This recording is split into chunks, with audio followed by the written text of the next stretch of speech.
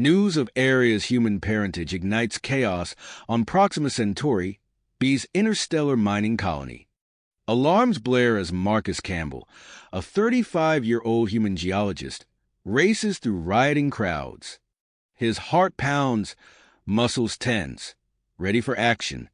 Years of tormenting the disabled celiac girl culminate in this violent outburst, triggered by a routine genetic screening that revealed her hybrid nature. Marcus pushes through the throng, his superior human strength sending celiac attackers stumbling. The air fills with angry shouts and the acrid smell of fear. He reaches Aria's living quarters, finding her huddled in a corner, trembling. Her alluring features, despite her physical disability, spark an unexpected attraction in Marcus. "We need to go now," Marcus yells over the din. He shields Aria with his body as they flee through the colony's corridors. The metal floors clang beneath their feet, echoing their desperate sprint. Celiac workers claw at them, their alien appendages grasping for purchase. They burst into the human sector, a relative oasis of calm amidst the storm. Marcus ushers Aria into his personal quarters, sealing the door behind him. The sudden silence is deafening. Aria's labored breathing fills the room as Marcus activates his communication panel. An urgent message from Earth flashes across the screen. Marcus's eyes widen as he reads. The words blur together, but their meaning is clear. Human celiac hybrids like Aria possess a unique genetic trait. It could be the key to human immortality. Marcus turns to Aria, seeing her in a new light. She's no longer just a victim to protect. She's humanity's future. The Terran government's orders are explicit. Protect Aria at all costs and prepare for immediate evacuation to Earth. As the colony goes into lockdown, Marcus realizes the gravity of their situation. His feelings for Aria, barely formed but undeniably present, now intertwined with his duty to humanity. He knows they face a perilous journey across the galaxy, pursued by both alien and human factions who would capture or kill Aria for their own purposes. Marcus takes a deep breath, steeling himself for what's to come. He reaches out, taking Aria's hand in his. "I won't let anyone hurt you," he promises, his voice steady despite the chaos outside. Aria looks up at him, her alien eyes filled with a mix of fear and trust. The future of humanity rests in their hands. As alarms continue to blare and the sounds of rioting grow closer, Marcus begins to plan their escape. The stars await, holding both promise and peril for the unlikely pair. Their journey is just beginning, and the galaxy will never be the same. The silence in Marcus's quarters is shattered by a thunderous crash from somewhere in the human sector. Aria flinches, her alien eyes widening with fear. Marcus squeezes her hand reassuringly, his mind racing to formulate a plan. "We can't stay here," he says, his voice low and urgent. "The mob will breach this sector soon. We need to get to the spaceport and find a ship." Aria nods, her luminescent eyes reflecting a mix of fear and trust. Marcus quickly accesses the colony's security feeds on his personal device, studying the chaotic scenes unfolding across the facility. Riots have spread like wildfire, with groups of celiacs destroying equipment and barricading corridors. "The main routes are too dangerous," Marcus mutters, zooming in on a schematic of the colony. "But there's another way. Maintenance tunnels. They're not ideal, but they'll keep us hidden." He springs into action, gathering essential supplies from around his quarters. Emergency rations, water purifiers, and medical kits go into a backpack. He retrieves a portable oxygen generator and his personal sidearm, a standard-issue plasma pistol, hoping he won't need to use it. Marcus turns to Aria, assessing her condition. Her physical disability limits her mobility, but they have no choice. "I'll carry you," he says, fashioning a makeshift harness from bed sheets and straps. "It'll be tight in the tunnels, but we'll manage." As he secures Aria in the harness, Marcus's communication panel chimes with an incoming message. Dr. Elena Volkov's face appears on the screen, her expression grave. "Marcus, listen carefully," she says, her voice tense. "A Terran Black Ops team is en route to the colony. They're after Arya. Their orders are to bring her in for testing, regardless of her well-being or consent." Marcus's blood runs cold. Who sent them?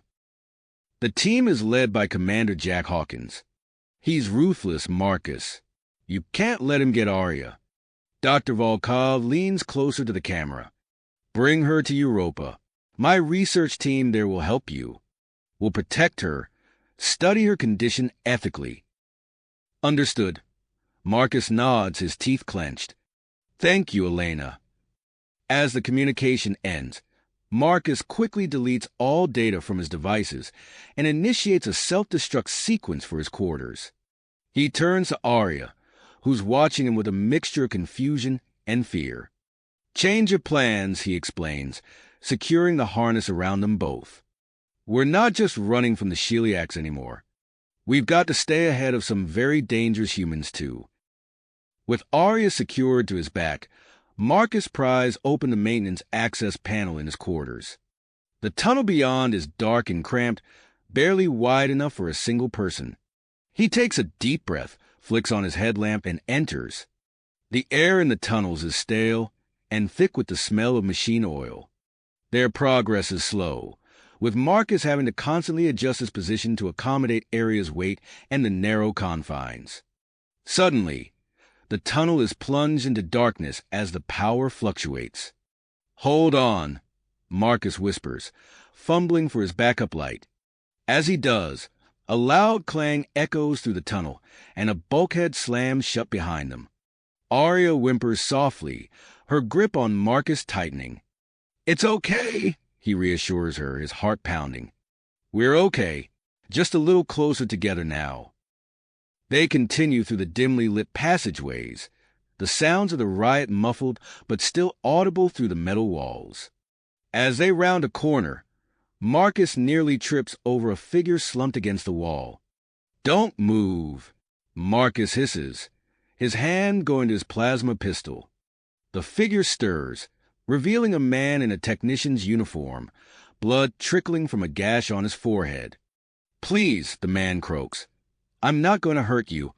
I'm Robert Coleman. I was trying to restore power when a group of Sheliacs attacked me." Marcus lowers his weapon, quickly assessing Robert's condition. "You're lucky to be alive," he says, applying a quick seal bandage to the wound. "What's the situation out there?" Robert winces as the bandage takes hold. "It's chaos. The spaceport's overrun. Security's lost control of most sectors." Marcus's heart sinks. Their escape route is compromised. Is there any other way off this rock? Robert's eyes light up. Maybe. There's a secret emergency shuttle bay. Only senior staff know about it. I can get us there, but I'll need your help to make it out alive. Marcus considers the offer. Robert's technical expertise could be invaluable, but bringing anyone else along is a risk. He glances at Arya, her alien features barely visible in the dim light. Her safety is his priority, but they need all the help they can get. "All right," Marcus nods, helping Robert to his feet. "But we move fast and quiet. Any sign of trouble, and we're leaving you behind. Understood?" Robert nods gratefully, using his access codes to bypass a security checkpoint. As they navigate deeper into the maintenance tunnels, the colony's alarms seem to fade into a distant, surreal wail. Suddenly, Robert holds up a hand, signaling them to stop. Voices drift through a nearby ventilation shaft. Marcus strains to listen, his blood running cold as he recognizes one of the speakers. "I want every exit sealed," a gruff voice commands. "No one leaves this colony without my express permission, especially not the hybrid or anyone traveling with her." "That's Commander Hawkins," Marcus whispers to Robert and Arya. "We're out of time. How close are we to that shuttle bay?" Robert points to a hatch a few meters ahead. Just through there. But if Hawkins is here... Marcus nods, understanding the implication. They're trapped between the chaos of the rioting Sheliacs and the precision of Hawkins' trained operatives. The shuttle bay is their only hope, but it could also be a deadly trap. We have no choice, Marcus says, tightening his grip on Arya. We go now and we go fast. Ready? Robert nods, his hand hovering over the hatch controls. Arya's breath quickens against Marcus's neck. The tension builds as they prepare to emerge from the relative safety of the maintenance tunnels into the unknown dangers of the shuttle bay. Marcus takes a deep breath, steeling himself for whatever lies beyond. On 3. 1, 2, 3, Marcus shouts, and Robert slams his palm onto the hatch control. The door hisses open, revealing the cavernous expanse of the emergency shuttle bay. Marcus's eyes dart around, scanning for threats, but the area is eerily quiet. Move, he whispers urgently, guiding Arya forward while Robert takes point. Their footsteps echo in the vast space as they make their way towards a sleek, unmarked shuttle nestled in the corner. Robert rushes to a nearby control panel, his fingers flying over the interface. Initiating launch sequence, he mutters, glancing nervously over his shoulder. A low rumble fills the bay as massive doors begin to slide open, revealing a slice of star-studded sky. The moment of relief is shattered by the sudden blare of alarms throughout the facility. We've got company, Marcus shouts as a squad of Sheliac security forces burst through a side entrance. At their head is Chief Security Officer Zalthrak, his alien features contorted in rage. Energy bolts sizzle through the air, forcing Marcus to dive for cover behind a cargo container. He pushes Arya towards Robert. Get her to the shuttle, he yells, drawing his plasma pistol. Marcus pops up from behind the container, squeezing off several shots. His enhanced human reflexes allow him to aim with deadly precision, and 2 Sheliac guards drop to the ground stunned. Zalthrak bellows orders in his native tongue, directing his forces to flank Marcus's position. Marcus grits his teeth, knowing he's outgunned but determined to buy time for Arya and Robert. He's about to make a run for it when another door slides open, revealing Commander Hawkins and his Black Ops team. For a split second, everything freezes as the 3 factions assess each other. Then all hell breaks loose. The bay erupts into a chaotic firefight. Energy bolts and plasma bursts crisscross the space, creating a deadly light show. Marcus uses the confusion to his advantage, sprinting towards the shuttle while returning fire. He sees Robert at the shuttle's entrance, providing covering fire with a harvested Sheliac weapon. Arya is already inside, her alien eyes wide with fear. A stray energy bolt catches Robert in the shoulder, spinning him around. He stumbles but manages to stay upright, grimacing in pain. Marcus reaches them just as Hawkins' team attempts to breach the shuttle. He grabs Robert, hauling him inside, and slams his fist on the hatch control. The door seals shut, muffling the sounds of battle outside. Launch now! Marcus shouts. Robert, clutching his wounded shoulder, staggers to the cockpit. His fingers dance over the controls, and the shuttle shudders to life. Marcus feels a lurch of acceleration as they lift off, narrowly avoiding a barrage of weapons fire from below. The bay doors loom ahead, not quite fully open. We're not going to make it, Robert groans. But they do, by the narrowest of margins. The shuttle scrapes through the opening, leaving a trail of sparks in its wake as it bursts into open space. Marcus allows himself a moment of relief before turning his attention to Robert's injury. He grabs a medical kit and begins treating the energy burn on Robert's shoulder. Arya, he calls out, can you handle navigation? To his surprise, Arya moves with unexpected grace towards the ship's computer. Her fingers brush against the interface, and suddenly her eyes glow with an otherworldly light. I can do more than handle it, she says, her voice taking on a strange, echoing quality. I can interface directly with the ship systems. Marcus watches in awe as Arya seems to merge with the shuttle's computer, her movements becoming one with the ship's course corrections. They smoothly evade the colony's immediate defenses, but their troubles are a long way to go. Long-range sensors light up, showing multiple contacts closing in fast. Robert, his shoulder now bandaged, leans forward to examine the readout. We've got Sheliak interceptors on our tail, he reports grimly. And that sleek one in the back? Has to be Hawkins's ship. We're outgunned and outnumbered. Marcus's mind races, searching for options. That's when Arya speaks up, her voice strained but determined. I have an idea, she says. My hybrid nature.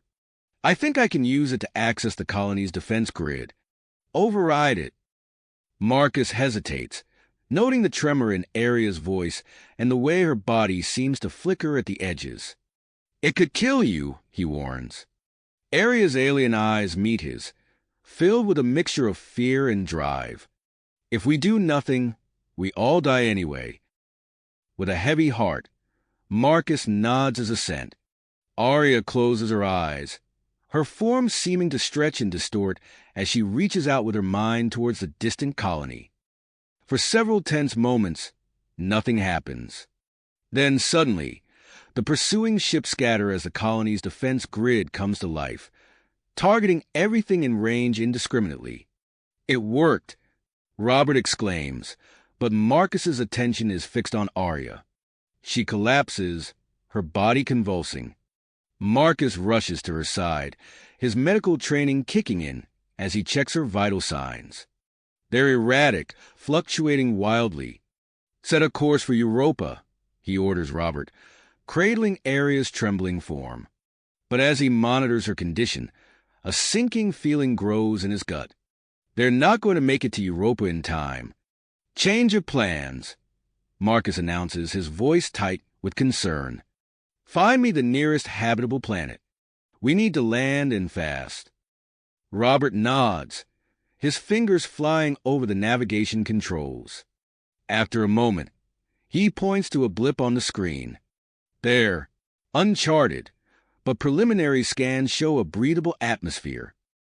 As they alter course, the shuttle begins to shudder. Warning lights flash across the console. What now? Marcus demands, still tending to the unconscious Arya. Robert's face is grim as he fights with the controls. Some kind of energy field from the planet. It's playing havoc with our systems. The shuttle lurches, alarms blaring. Through the view screen, Marcus sees the mysterious planet growing larger by the second.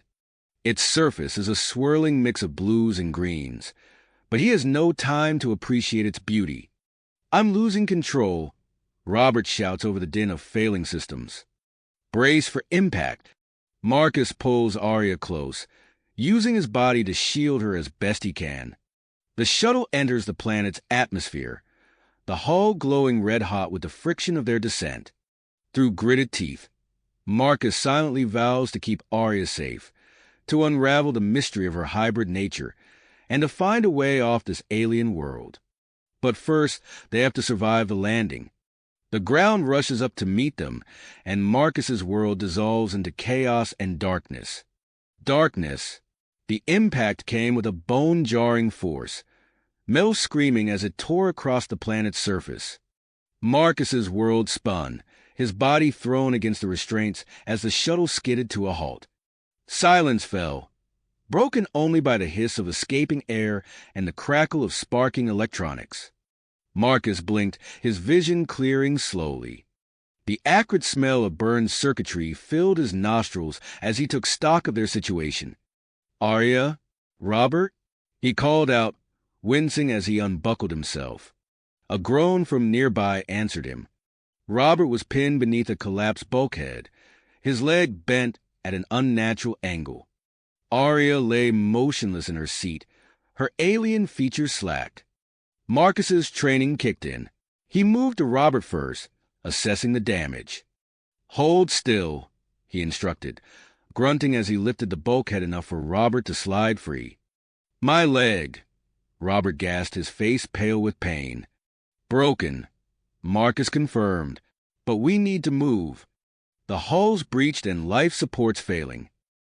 He turned to Arya, gently lifting her from the seat. Her body felt unnaturally light in his arms. Her skin cooled to the touch.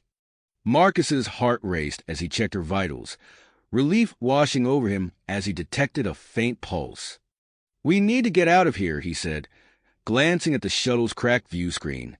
Beyond it, an alien landscape stretched out before them, bathed in the light of twin suns. Marcus helped Robert to his feet, supporting him as they made their way to the shuttle's emergency hatch. With a hiss of equalizing pressure, the door swung open, revealing a rocky terrain leading to a dense, otherworldly forest. The air that rushed in was breathable but strange, carrying unfamiliar scents. Marcus's enhanced senses detected a higher oxygen content than Earth or Proxima Centauri B. The emergency beacon, Robert reminded him, leaning heavily against the shuttle's hull. Marcus nodded, ducking back inside to activate the distress signal. As he worked, a sobering thought struck him. The beacon could lead to rescue or draw their pursuers straight to them. With Arya cradled in his arms and Robert limping beside him, Marcus led them away from the wreckage. He spotted a promising rock formation in the distance, hoping it might offer shelter. We need to salvage what we can, he said, easing Arya onto a makeshift stretcher crafted from shuttle debris. Food, medical supplies, anything useful. They worked quickly, gathering what they could carry. As they prepared to move out, a soft moan escaped Arya's lips. Her eyelids fluttered, but she remained unconscious. She's stabilizing, Marcus observed, relief evident in his voice. The oxygen-rich atmosphere seems to be helping. Their trek across the alien terrain was slow and arduous. Strange, six-legged creatures watched them from a distance, their scaled bodies glistening in the dual sunlight. The vegetation around them pulsed with an eerie bioluminescence, even in the full light of day. As they neared the rock formation, Marcus realized it was more than simple stone. A yawning entrance revealed a vast cave system stretching into darkness. Shelter, Robert breathed, his face etched with pain and exhaustion. They ventured inside, the temperature dropping noticeably as they left the harsh sunlight behind. The sound of trickling water drew them deeper, until they discovered an underground spring. We can survive here, for a while at least, Marcus said, carefully lowering Arya onto a smooth patch of ground. Robert collapsed nearby, his breathing labored. The shuttle's communications, he said between gasps. If we can repair them, maybe boost the signal. Marcus nodded, understanding. We could contact Dr. Volkov's team on Europa directly. As night fell outside, the bioluminescent flora intensified, casting an otherworldly glow across the landscape. Inside their cave shelter, Marcus tended to Robert's leg and monitored Arya's condition. Arya stirred, her alien eyes opening slowly. Marcus, she whispered, her voice weak but clear. I'm here, he replied, taking her hand. We're safe for now. She nodded, then frowned, concentrating. There's something. Deeper in the caves.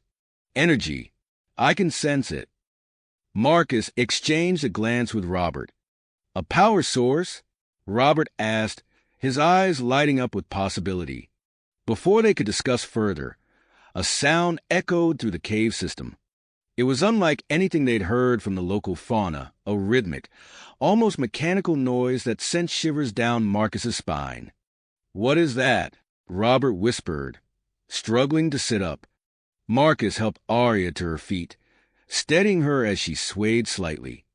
I don't know, he replied, but I think we're about to find out. They moved deeper into the caves, following the sound and Arya's sense of the energy patterns. The noise grew louder, taking on an organic quality that defied easy explanation. Rounding a corner, they froze in their tracks. Before them stood a massive, bioluminescent structure, a fusion of advanced technology and living organism. It pulsed with energy, casting dancing shadows on the cave walls. At its center, suspended in a glowing, liquid-filled chamber, was a humanoid figure.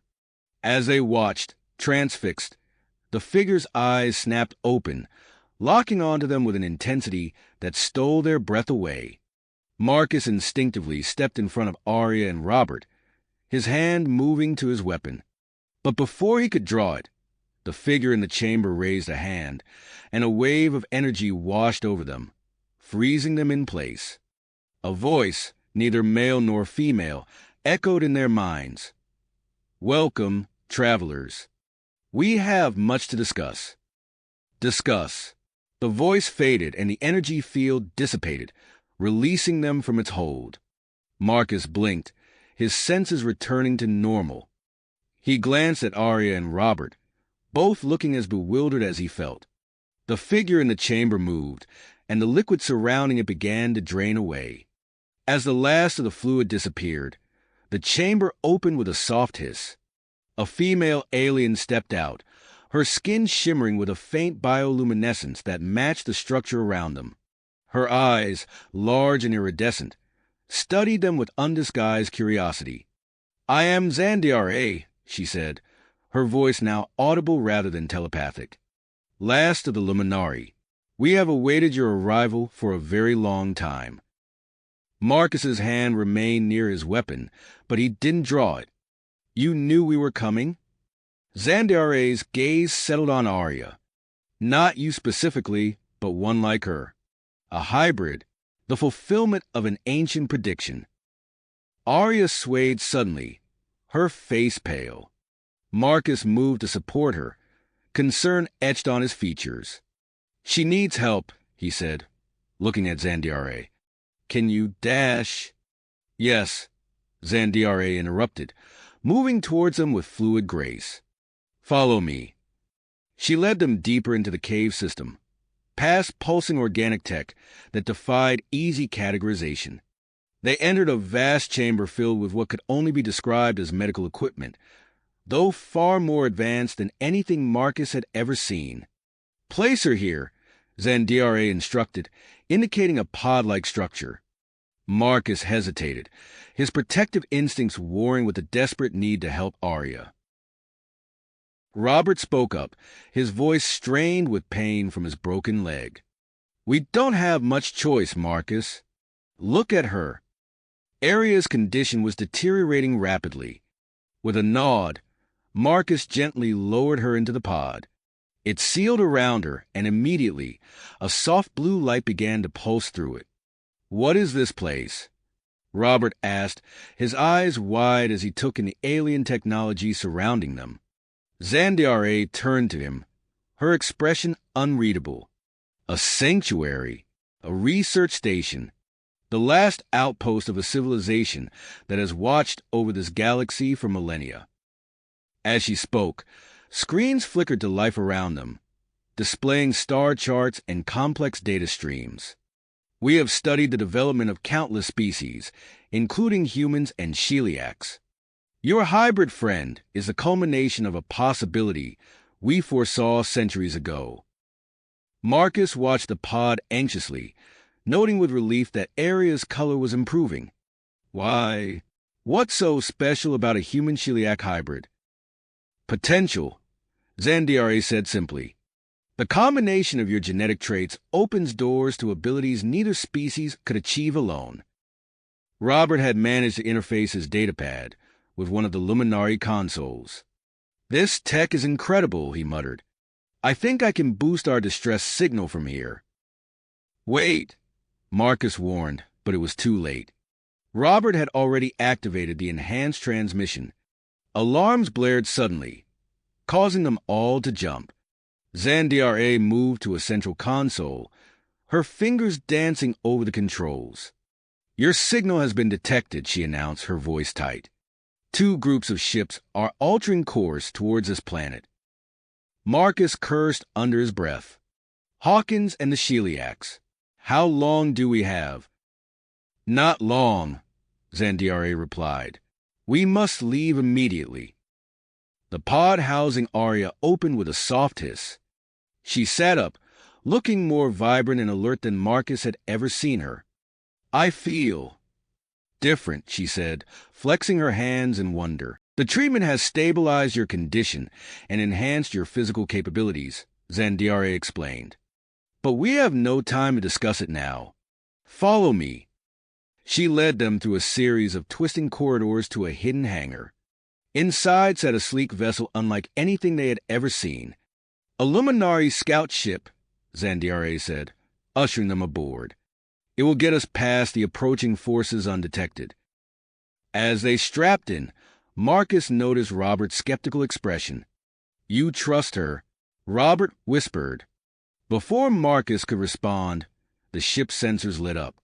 Ships were entering the atmosphere, Sheliac and human vessels, already exchanging fire. Zandiare's hands flew over the controls, and the scout ship lifted off silently. They slipped past the battle raging in orbit, the ship's advanced cloaking technology rendering them invisible to both factions. Once clear of the planet's gravity well, Zandiare turned to Marcus. We have a choice to make. We can set course for Europa as you initially planned. Or, Marcus prompted, or we can seek out a hidden luminari base in a distant star system, Zandiare said. It contains technology and knowledge that could unlock the full potential of Aria's hybrid genetics. Marcus looked at Arya, saw the mix of fear and excitement in her eyes. He thought of the forces pursuing them, of the mysteries still unsolved. With a deep breath, he made his decision. Take us to the luminari base, he said. Zandiare nodded and input the coordinates. The ship's faster-than-light drive hummed to life, and stars began to streak past the view screen. As they settled in for the journey, Marcus couldn't help but notice the way Arya was looking at him, a new intensity in her gaze that made his heart race. He also saw Robert's frown deepen, clearly uncomfortable with how quickly they had come to trust Zandiare. Marcus leaned back in his seat, acutely aware of the tensions and possibilities swirling around him. Whatever lay ahead at the luminari base, he knew their adventure was far from finished. As the ship's faster-than-light drive engaged, Marcus felt a subtle shift in the artificial gravity. The stars outside the view screen elongated into streaks of light, signaling their entry into hyperspace. With the immediate danger behind them, Marcus turned his attention to Arya. Her transformation was remarkable.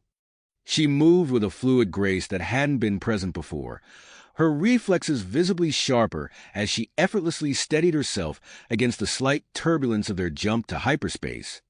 How do you feel? Marcus asked, unable to keep the awe from his voice.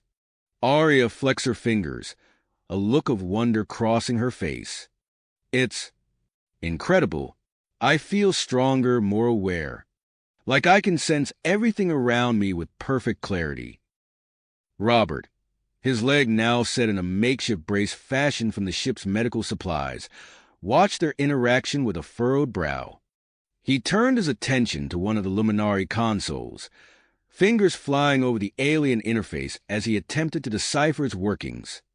As the journey stretched on, Marcus found himself drawn to the ship's observation deck. The swirling patterns of hyperspace cast an ethereal glow throughout the room. He stood there, lost in thought, when he heard soft footsteps behind him.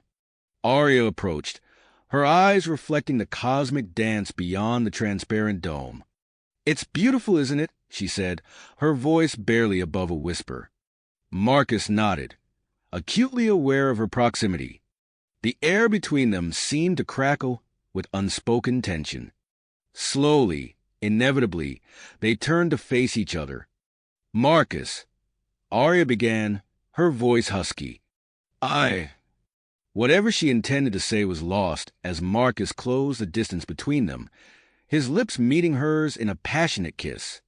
Arya responded with equal fervor, her enhanced strength evident in the intensity of her embrace. When they finally parted, both slightly breathless, Marcus saw a new depth in Aria's alien eyes. Whatever lay ahead, he knew their relationship had irrevocably changed. Their moment was interrupted by Xander Ray's voice over the ship's intercom. "We're approaching our destination. Please join me in the cockpit." As they made their way back, Robert emerged from a side corridor, his face set in a grim expression. He avoided eye contact with both Marcus and Aria, focusing instead on the datapad in his hands. In the cockpit, Xandiara gestured to a holographic display of their surroundings. "Our destination is a rogue planet named Nyx," she explained.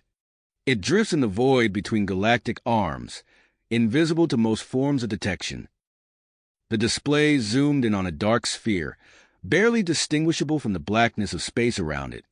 As they watched, Xandiara's hands danced over the controls, and the ship decelerated, dropping out of hyperspace. Suddenly, alarms blared throughout the vessel. Xandiara's expression tightened as she scanned the readouts. "We're being pursued," she announced, her voice tense. A sleek, predatory ship materialized behind them, matching their every maneuver with uncanny precision.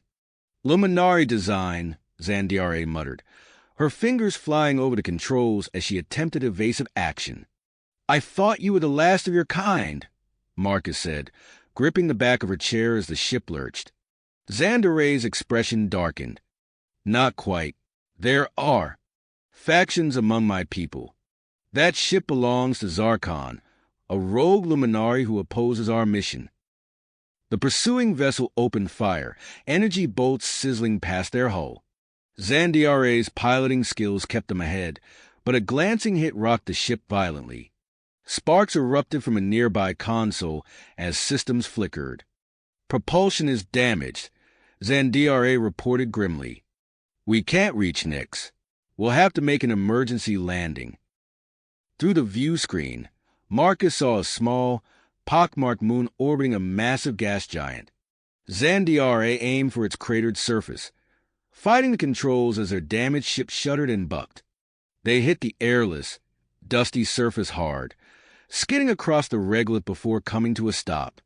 Damage reports scrolled across the screens as the ship's life support began to fail. "There's an ancient luminari emergency beacon hidden beneath the surface," Xandiara said, "already moving towards a storage compartment. If we can activate it, we can summon help from Nyx."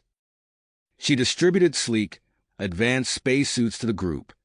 As they donned the protective gear, Marcus saw Robert struggling with his injured leg. Thinking quickly, he helped Robert modify his suit, using spare parts to create a crude exoskeleton that would support his weakened limb. The ship's airlocks cycled open, and they stepped out onto the alien moon surface. Low gravity tugged at them as they began their trek across the barren landscape. In the distance, they saw Zarkon's ship touching down.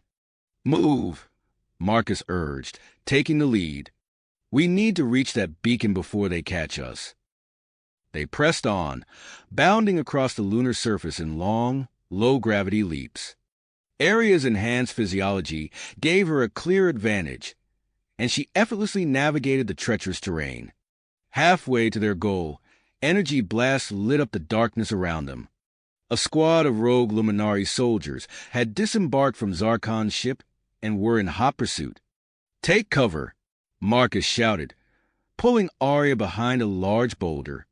Robert and Xandiara ducked into a nearby crater, narrowly avoiding the sizzling bolts of energy that kicked up plumes of moon dust where they impacted. As they weaved between craters and rocky outcroppings, Marcus saw their destination, a subtle distortion in the moonscape that hinted at the hidden luminari technology beneath. They were close, but their pursuers were gaining ground. Suddenly, Xandiara cried out. An energy blast had grazed her suit, leaving a smoking hole in the fabric. Marcus rushed to her side, quickly applying a patch from his emergency kit. The seal held, but Xandiara's movements were now labored and slow. With the rogue luminari closing in, Aria made a split-second decision. "Keep going," she called out. I have an idea. Before Marcus could protest, Arya had dropped to her knees, placing her hands flat on the moon's surface. Her eyes closed in concentration, and for a moment, nothing happened. Then, the ground beneath them began to vibrate. Lines of pulsing energy spread out from Arya's hands, racing across the lunar landscape towards the hidden beacon.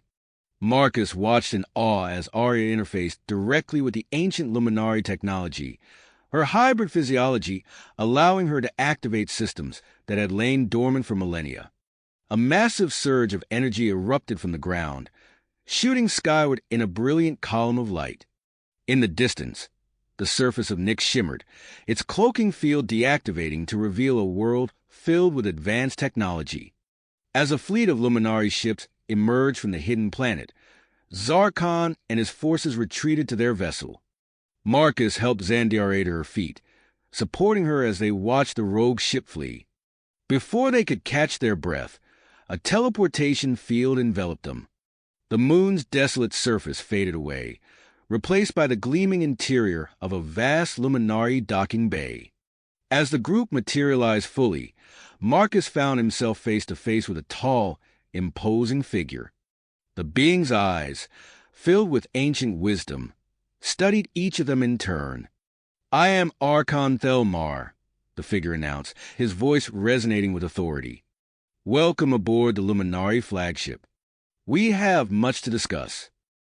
Marcus exchanged glances with Arya and Robert, the weight of their situation settling upon them. Whatever came next would not only decide their fate, but could reshape the future of humanity and the Sheliacs alike. As Thelmar led them deeper into the ship, Marcus steeled himself for the choices that lay ahead.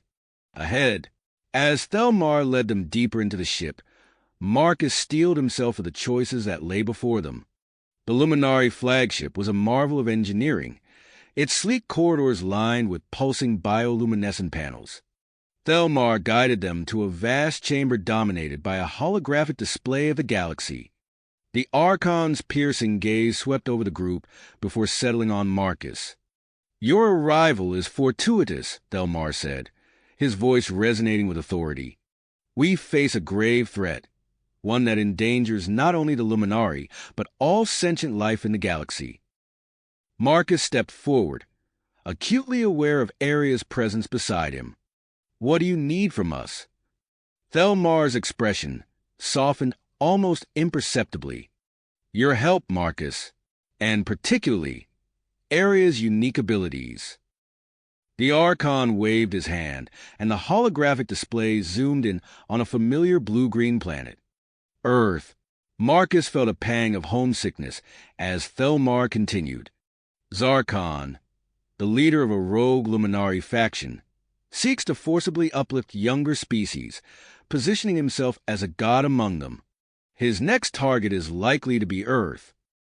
Robert, who had been uncharacteristically quiet, spoke up. "And what exactly do you propose we do about it?" Thelmar turned to Arya. "We believe your hybrid genetics hold the key to stopping Zarkon. With your permission, we'd like to conduct a series of tests to unlock your full potential." Marcus watched as a myriad of emotions played across Arya's face: fear, excitement, commitment. She nodded slowly. "I'll do it." The next few hours were a whirlwind of activity. Thelmar escorted them to the Luminari's advanced research facility on Nyx, a hidden world teeming with technology beyond human comprehension. The facility itself was a sprawling complex of crystalline structures and shimmering force fields. Inside, they met Dr. Elwirae, a brilliant Luminari geneticist with eyes that seemed to glow with inner light. As Arya underwent a battery of non-invasive tests, Marcus and Robert found themselves under Zandiare's tutelage, learning to operate advanced Luminari weaponry and defensive systems. Marcus was surprised to find that the alien technology responded to his touch with unexpected ease. Holographic interfaces sprang to life at his command, and complex energy weapons aligned perfectly with his thoughts. "Remarkable," Zandiare murmured, watching Marcus effortlessly navigate a simulated space battle. "Your aptitude for our technology is unprecedented for a human." Before Marcus could respond, alarms blared throughout the facility. Dr. Elwira burst into the training room, her usual composure shattered. Zarkon's forces are attacking luminari outposts across the galaxy, she said, her voice tight with urgency. They're stealing crucial data and technology. Thelmar's voice came over the facility's communication system. All personnel, report to the High Council chamber immediately. As they rushed through the corridors, Marcus caught snippets of panicked conversations. Zarkon's simultaneous attacks had caught the luminari off guard, and the losses were mounting. The High Council chamber was a vast amphitheater, its tiered seating filled with holographic projections of luminari leaders from across the galaxy. Thelmar stood at the center, his face grim as he addressed the assembly. Zarkon's ultimate goal is clear, he said, his voice carrying easily through the chamber. He seeks to combine stolen luminari knowledge with the secrets of Aria's genetics to achieve his twisted vision of forced uplift. Marcus felt Aria tense beside him. He reached out, squeezing her hand reassuringly as Thelmar continued. Our intelligence suggests that Earth will be Zarkon's next target. It represents a strategic location for launching his galaxy-wide campaign. The chamber erupted into heated debate. Proposals were made and discarded in rapid succession until Dr. Elwira stepped forward, her eyes blazing with intensity. I believe I have a solution, she said, calling up a holographic display of Aria's DNA. We've discovered a previously unknown sequence in Aria's hybrid genetics.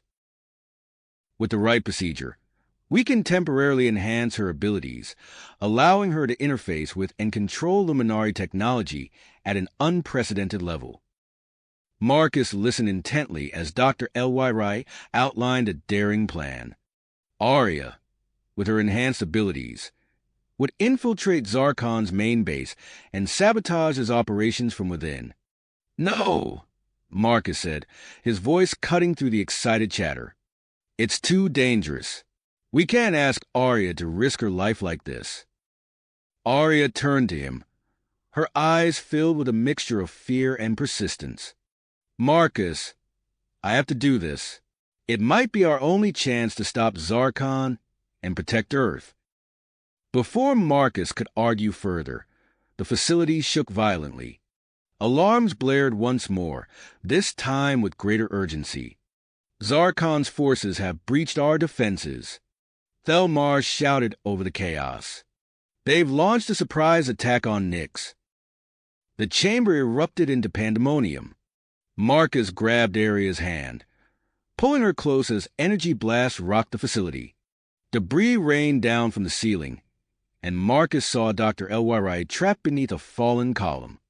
Without hesitation, Marcus sprinted towards her, his newfound proficiency with luminari tech allowing him to activate a nearby gravity manipulation device. With a thought, he lifted the rubble, freeing the injured scientist. As they helped Dr. Elwira to her feet, a chilling voice echoed through the chamber. Your resistance is futile, Thelmar. The future belongs to the strong. Marcus turned to see a tall, imposing figure striding through the smoke-filled entrance. Zarkon had arrived, flanked by a squad of elite soldiers. The rogue luminari's eyes gleamed with malevolent purpose as he raised a weapon of terrifying power. Run! Thelmar shouted, activating a shimmering energy barrier between them and Zarkon's forces. As they raced towards the evacuation point, Marcus and Zandiare fell back, using their newly acquired skills to hold off the attackers. Energy blasts sizzled through the air, leaving scorch marks on the once pristine walls. Amidst the chaos, Aria's voice cut through Marcus's comms. Marcus, I've found something. There's a hidden luminari protocol that could neutralize Zarkon's stolen technology, but we need direct access to his flagship central core to activate it. Marcus ducked behind a fallen pillar, narrowly avoiding a barrage of energy bolts. We'll figure it out later, he shouted. Right now, we need to get out of here. Thelmar's voice crackled over the facility-wide communication system. All personnel, full retreat. Abandon Nyx. I repeat, abandon Nyx. As they fought their way to the waiting luminari ships, Marcus caught glimpses of Zarkon's forces overrunning the facility. The once hidden world of Nyx was falling, its secrets now in the hands of a madman. Aboard the luminari flagship, Marcus watched through the view screen as Nyx receded into the distance. The gravity of their situation settled over him like a weight. They had lost a crucial battle, but the war was nowhere near the end. Arya approached, her eyes filled with a mixture of fear and perseverance. Without a word, Marcus pulled her into a tight embrace. As they held each other, he knew that whatever challenges lay ahead, they would face them together. The ship's faster-than-light drive engaged, carrying them towards an unknown destination. In the depths of uncharted space, they would regroup, plan, and prepare for the fight of their lives. The fate of Earth and the galaxy hung in the balance. Balance hung in the balance. As the luminari flagship sped through the vast expanse of space, Marcus found himself drawn to one of the ship's observation decks. The stars streaked by in brilliant lines of light, a stark contrast to the darkness that threatened to engulf them all. Arya's gentle touch on his shoulder pulled him from his reverie. "We're approaching the coordinates," she said softly. Marcus nodded, his eyebrows furrowed. As they made their way to the bridge, the ship decelerated, and a massive structure came into view. The hidden starbase, built into the heart of an enormous asteroid, loomed before them. Its surface was dotted with docking bays and defense systems, a last bastion of hope against Zarkon's relentless advance. The docking procedure was swift and efficient. As they disembarked, Marcus was struck by the sheer number of ships crowding the starbase hangar bays. Vessels of various designs and origins huddled together, bearing the marks of countless species seeking refuge from Zarkon's Force Uplift campaign. Archon Thelmar's voice crackled over the ship's communication system. "All key personnel, report to the War Council chamber immediately." Marcus and Arya exchanged glances before following the stream of luminari officials navigating the crowded corridors. The War Council chamber was a vast, circular room dominated by a holographic display of the galaxy. Thelmar stood at its center, his face etched with concern. As the council convened, intelligence reports flooded in. Holographic screens flickered to life, showing the movements of Zarkon's forces. Marcus felt his heart sink as the display zoomed in on a familiar blue-green planet. "Earth," Thelmar announced, his voice grave. "Our intelligence suggests Zarkon's fleet is amassing near your homeworld. We estimate less than 72 hours before they launch a full-scale invasion." The chamber erupted into a flurry of urgent discussions. Strategies were proposed and discarded in rapid succession. As the debate raged on, Dr. L.Y. stepped forward, her eyes fixed on Arya. "I believe I have a solution," she said, activating a holographic display of Arya's DNA. With further modifications to Arya's hybrid abilities, she could potentially interface with and control Zarkon's flagship directly. Marcus felt a chill run down his spine. "What kind of modifications?" he asked, dreading the answer. Dr. L.I.'s expression was grim. "The procedure carries significant risks. Neural damage, or even—" She trailed off, unable to complete the sentence. "Absolutely not," Marcus said firmly, positioning himself protectively in front of Arya. "We can't ask her to take that risk." The tension in the room was palpable. Arya opened her mouth to speak, but before she could, Robert stepped forward, his eyes gleaming with an idea. "What if we could create a device that mimics Arya's unique genetic signature?" he proposed. "Using my knowledge of human and Sheliac tech, combined with what I've learned about luminari systems, we might be able to fool Zarkon's security without putting Arya in danger." Thelmar considered the proposal for a moment before nodding. "Proceed, Robert. I'll assign a team of our best engineers to assist you." As the council dispersed, Marcus found himself pulled aside by Xandere. "Your training begins now," she said, leading him towards a simulation chamber. "We need to hone your skills with our weapons and tech if we're going to have any chance against Zarkon." The next few hours were a blur of intense training. Marcus's hands flew over holographic interfaces, his mind melding seamlessly with luminari technology. Energy weapons responded to his thoughts with uncanny precision, and complex battle scenarios unfolded before him. "Remarkable," Xandere murmured as Marcus effortlessly navigated a simulated space battle. "Your aptitude for our technology is truly unprecedented." Meanwhile, Arya worked tirelessly with Dr. Elwyrai, undergoing a series of non-invasive treatments to enhance her hybrid abilities safely. By the end of the day, she had developed a new skill, the ability to sense and interpret luminari energy signatures at a distance. As the hours ticked by, tension in the starbase grew. The 72-hour deadline loomed ever closer, each passing moment bringing Earth nearer to the brink of invasion. Suddenly, alarms blared throughout the facility. Marcus and Xandere raced to the command center, where Thelmar was coordinating a response to an incoming distress signal. "A convoy of civilian ships is under attack nearby," Thelmar explained, his voice tight with urgency. "We can't ignore their plight, but engaging could compromise our position." Without hesitation, Marcus stepped forward. "I'll lead the rescue operation," he said, meeting Thelmar's gaze. "It's a chance to put my training to the test in actual combat." Thelmar nodded gravely. "Very well. Take command of Interceptor Squadron Delta. Xandere, you'll be his co-pilot." Minutes later, Marcus found himself at the helm of a sleek luminari interceptor, leading a squadron into the fray.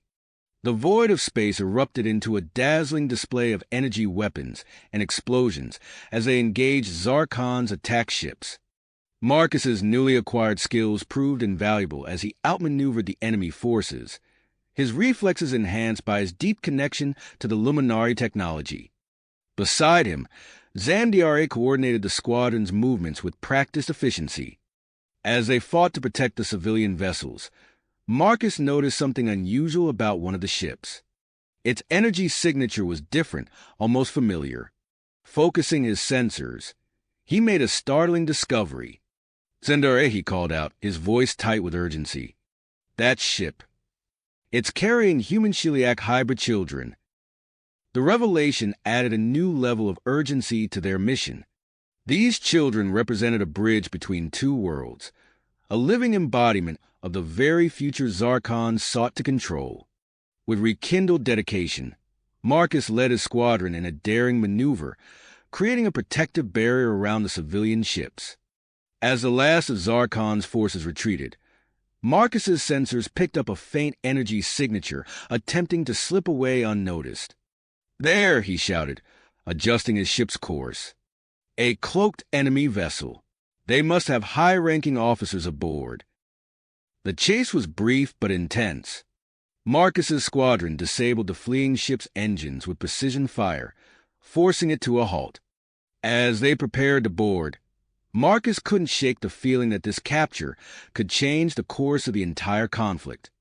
Little did he know, the officer they were about to apprehend would provide the key to infiltrating Zarkon's flagship, setting in motion a chain of events that would determine the fate of Earth and the balance of power in the galaxy. As Marcus and his team secured the captured enemy vessel, a surge of hope rippled through the luminari starbase. The interrogation of the high-ranking officer yielded critical intelligence about Zarkon's fleet movements and defensive capabilities. Armed with this invaluable information, Archon Thelmar wasted no time in formulating a daring plan to confront Zarkon's forces near Earth. "We have a narrow window of opportunity," Thelmar announced to the assembled War Council. "Our fleet will engage Zarkon's primary forces in a massive space battle, drawing them away from Earth. Meanwhile, a covert team will infiltrate the enemy flagship." Marcus stepped forward, his eyes blazing with determination. "I'll lead the infiltration team," he said, his voice steady and resolute. Thelmar nodded, his expression grave. Very well. Zandiare, Robert, and a select group of our most elite operatives will accompany you. As the council dispersed to prepare for the impending battle, Robert approached Marcus, holding a small, intricate device. This is our key to bypassing the flagship's initial security measures, he explained. It mimics Aria's hybrid genetic signature, just as we discussed earlier. Marcus took the device, feeling its weight in his palm. Let's hope it works, he murmured. The next few hours were a whirlwind of preparation. The luminari fleet, a vast armada of sleek, advanced ships, moved into position. Earth loomed large in the view screens, a blue-green jewel suspended in the void of space. As Marcus boarded the stealth vessel that would carry his team to Zarkon's flagship, Aria's voice crackled over his comm link. Marcus, I'll be coordinating the mission from the command ship, she said, her tone a mixture of concern and perseverance. My enhanced abilities should help guide you through the flagship. Copy that, Marcus replied, settling into the pilot's seat. We'll need every advantage we can get. The space around Earth erupted into chaos as the luminari fleet engaged Zarkon's forces. Energy weapons flashed, painting the darkness with brilliant hues. Amidst the furious battle, Marcus's team slipped undetected towards the massive enemy flagship. Using Robert's hybrid device, they bypassed the initial security barriers and docked with the ship. As they disembarked, Marcus activated his advanced luminari combat suit, feeling it hum to life against his skin. Stay sharp, he whispered to his team as they entered the flagship's corridor. We're in the heart of enemy territory now. They hadn't gone far when they encountered their first patrol of Zarkon's elite guards. Marcus reacted instantly, his newly honed combat skills kicking into high gear. He ducked under an energy blast, rolling forward and coming up with his luminari weapon blazing. Zandiare moved in perfect sync with him, her own attacks precisely coordinated. Two more squads approaching from the left. Aria's voice warned through the comm.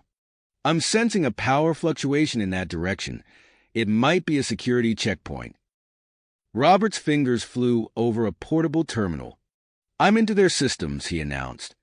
Rerouting the patrols now. They pressed on, fighting their way through the ship's labyrinthine corridors. Marcus marveled at how naturally he wielded the advanced luminari technology, his movements fluid and precise. As they neared the ship's central core, a disturbing sight stopped them in their tracks.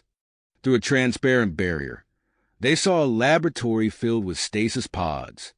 Inside each pod was a human celiac hybrid, unconscious, and connected to a web of monitoring devices. By the stars, Zandiare breathed, her eyes wide with horror. Zarkon is experimenting on them, trying to enhance their hybrid traits. Marcus felt a surge of anger. We need to shut this down fast, he growled. They fought their way to the central core, where they planned to implement the neutralization protocol. As they entered the vast chamber, a familiar figure stepped out of the shadows. Well, Lieutenant Vexlor sneered, his body now augmented with experimental hybrid technology. Did you really think you could infiltrate this ship undetected? Marcus stepped forward, his weapon raised. Stand down, Vexlor. It's over. Vexlor's laugh was cold and mirthless. Oh, I don't think so, he said, activating his augmented systems. In fact, I'd say things are just getting interesting. With blinding speed, Vexlor lunged at Marcus. The two engaged in a fierce duel, their enhanced abilities pushing them to the limits of human capability. Marcus dodged and weaved, using every trick he had learned in his intense training sessions. As Marcus battled Vexlor, Zandiare and Robert raced to activate the neutralization protocol. They faced a dizzying array of security measures, each more complex than the last. Hurry, Aria's voice urged over the comm. The luminari fleet is taking heavy losses. Earth's defenses are starting to fail.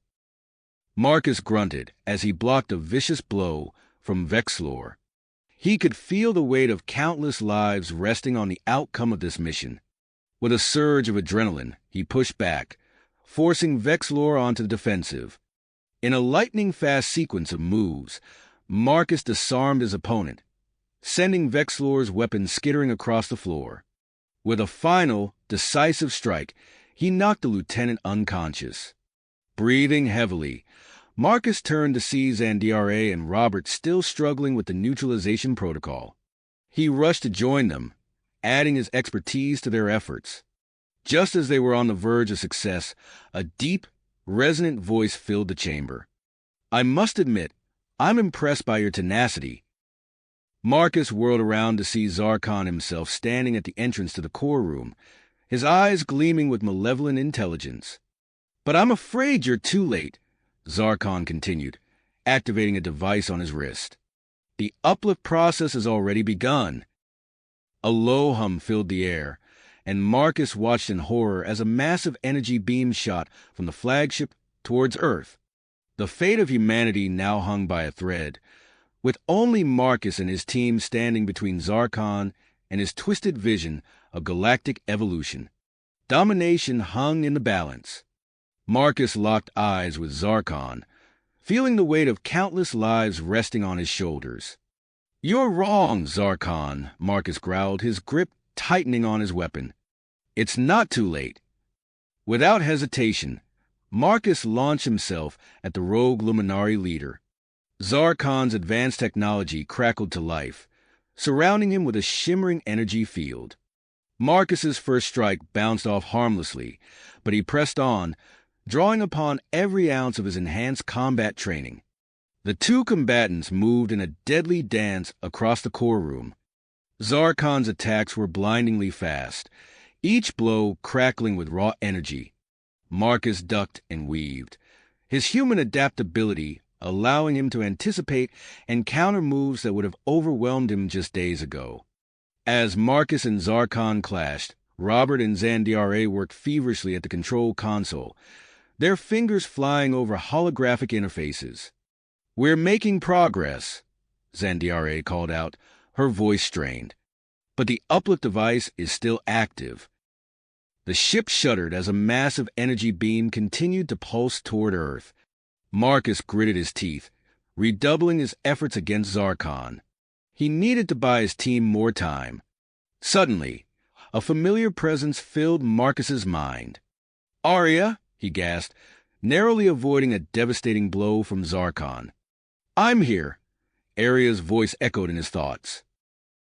Moments later, she burst into the core room, her eyes glowing with power. "I used my enhanced abilities to navigate through the battle," she explained quickly, assessing the situation. Zarkon's eyes widened at Arya's unexpected arrival. In that split second of distraction, Marcus saw his opening. He lunged forward, driving his fist into Zarkon's midsection with bone-jarring force. The luminari leader staggered back, his energy field flickering. Arya wasted no time. She placed her hands on the nearest console, her consciousness merging seamlessly with the ship systems. "I can slow down the security protocols," she called out. "Zandiare, focus on the neutralization sequence." With Arya's assistance, Zandiare made rapid progress. Alarms blared as the ship's stolen luminari technology began to shut down. Zarkon snarled in frustration, his attacks becoming more erratic. "No," he roared. "I will not be denied." Robert, seeing an opportunity, rushed towards the uplift device itself. "If I can just disconnect the main power coupling," he muttered, reaching for an exposed panel. A bolt of energy from one of the device's security measures struck Robert, sending him crashing to the floor. "Robert," Marcus shouted, his momentary distraction allowing Zarkon to land a punishing blow. Marcus stumbled back, tasting blood. He saw Robert lying motionless, Zandiare still working furiously at the console, and Arya locked in deep concentration as she interfaced with the ship systems. The weight of responsibility pressed down on him like a physical force. With a roar of perseverance, Marcus charged at Zarkon once more. Their fight carried them through the ship's corridors, past chambers filled with stasis pods containing unconscious human Chiliac hybrids. The sight of these captives fueled Marcus's dedication. As they battled, Aria's voice echoed through the ship's communication system. "Attention all hybrid prisoners," she called out. "This is Aria. We're here to rescue you. The stasis fields are deactivating now." Throughout the flagship, pods hissed open. Confused and disoriented hybrids emerged, quickly grasping the situation as they saw Zarkon's forces engaged in combat with Marcus and his team. Back in the core room, Zandiare let out a triumphant cry. "Neutralization protocol fully activated," she announced. The ship systems began to power down rapidly, severing Zarkon's control. Marcus had driven Zarkon back to the Uplift Device's control center. The luminari leader's eyes darted wildly between Marcus and the failing systems around him. In a desperate move, Zarkon lunged for the Uplift Device itself. "If I can't have control," he snarled, "then I'll become something beyond control." Zarkon began to merge with the device, his body glowing with impossible energy. The uplift beam targeting Earth intensified, threatening to unleash an uncontrolled wave of genetic manipulation across the entire solar system. Marcus's mind raced. He pulled out the hybrid device Robert had created, knowing it was their only chance. Without hesitation, he activated it and pressed it against the uplift machine. Pain unlike anything Marcus had ever experienced coursed through his body. He felt as if every cell was being torn apart and reassembled. Through the haze of agony, he pushed his consciousness into the machine, struggling against Zarkon's influence. Suddenly, Aria was there beside him, her hand gripping his. Their minds joined, creating a unique synergy that allowed them to push back against Zarkon's merger. In that moment of connection, Marcus felt the depth of their bond, a connection that transcended the physical. The uplift device pulsed and crackled with competing energies. Zarkon's howls of rage mixed with the sound of failing systems, and the shouts of newly freed hybrids joining the fight against his remaining forces. With a final, titanic effort, Marcus and Aria pushed their combined will through the device. There was a blinding flash of light, and Zarkon was violently ejected from the machine. He crashed to the floor, his grand plans lying in ruins around him. As the light faded, Marcus found himself on his knees, gasping for breath. Aria knelt beside him, her eyes filled with concern and something deeper. Around them, the freed hybrids and the rest of their team secured the flagship's bridge. Zandiare approached, her expression a mixture of relief and worry. "We've done it," she said. "Zarkon's forces are in disarray, and the immediate threat to Earth has been neutralized." Marcus nodded weakly, struggling to his feet with Aria's help. He looked out at the ongoing space battle visible through the flagship's viewports. The luminari fleet, bolstered by their success, was pushing back against Zarkon's remaining ships. "We've won a battle," Marcus said, his voice hoarse. "But the war isn't over yet." He turned to his team, his mind already racing with possibilities. "We need to decide how to use this ship to end this conflict once and for all." As they began to discuss their next move, Marcus couldn't help but feel the weight of the challenges still ahead. The fate of Earth, the luminari, and countless hybrid lives hung in the balance.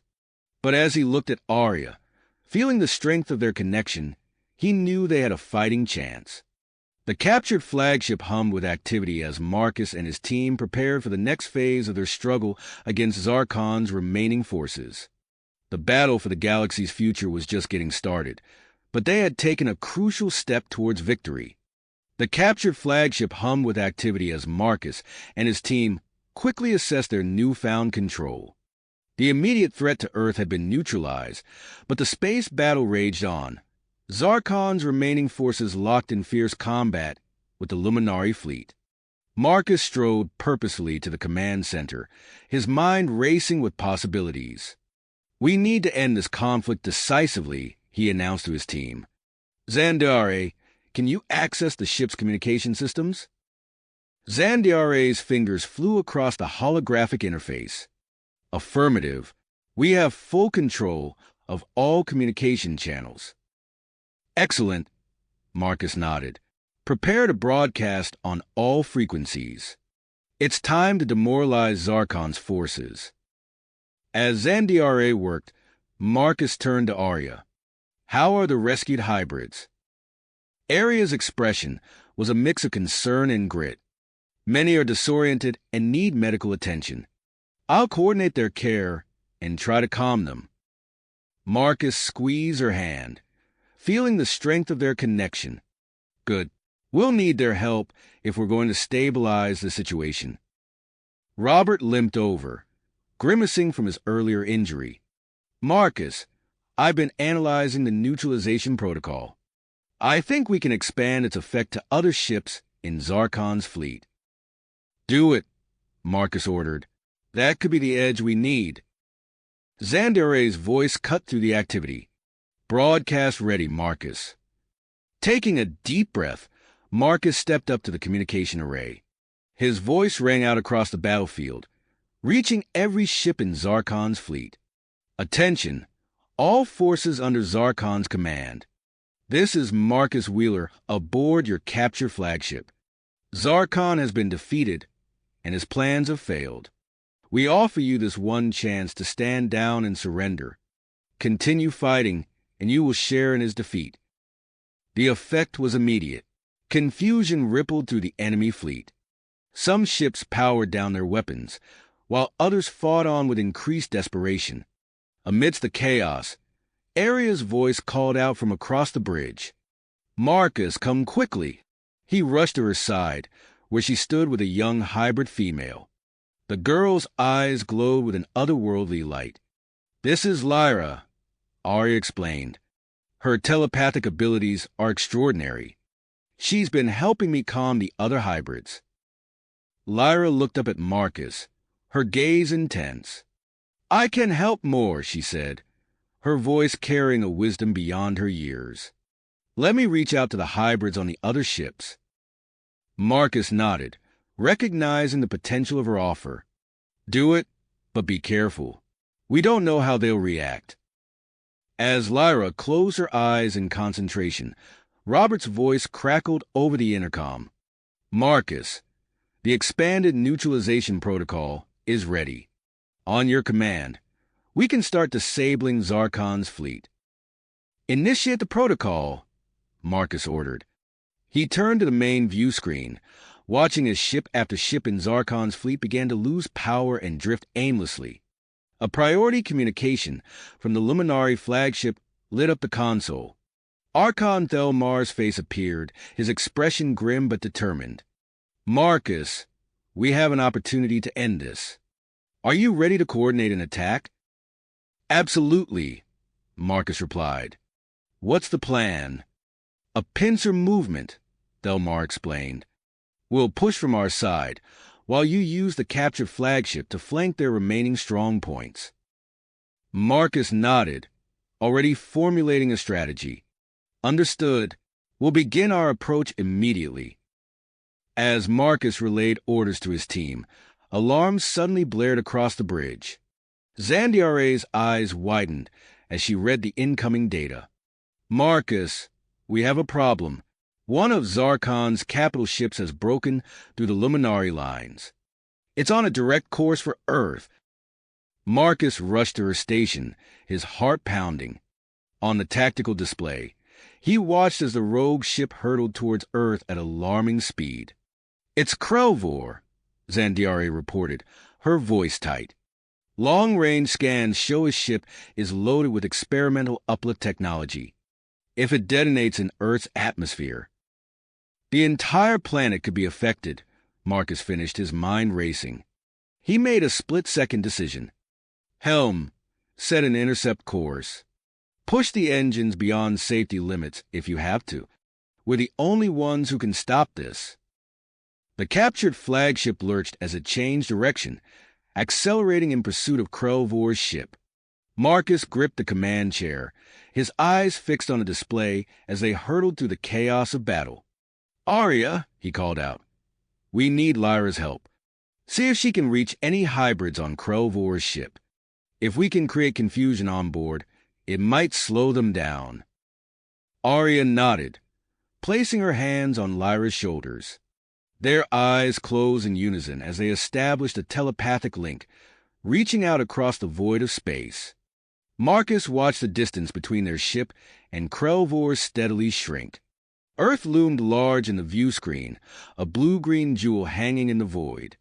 The fate of his homeworld, and potentially the entire galaxy, rested on what happened in the next few moments. "Weapons, ready all systems," Marcus commanded. "We're going to have one shot at this. Let's make it count." Count!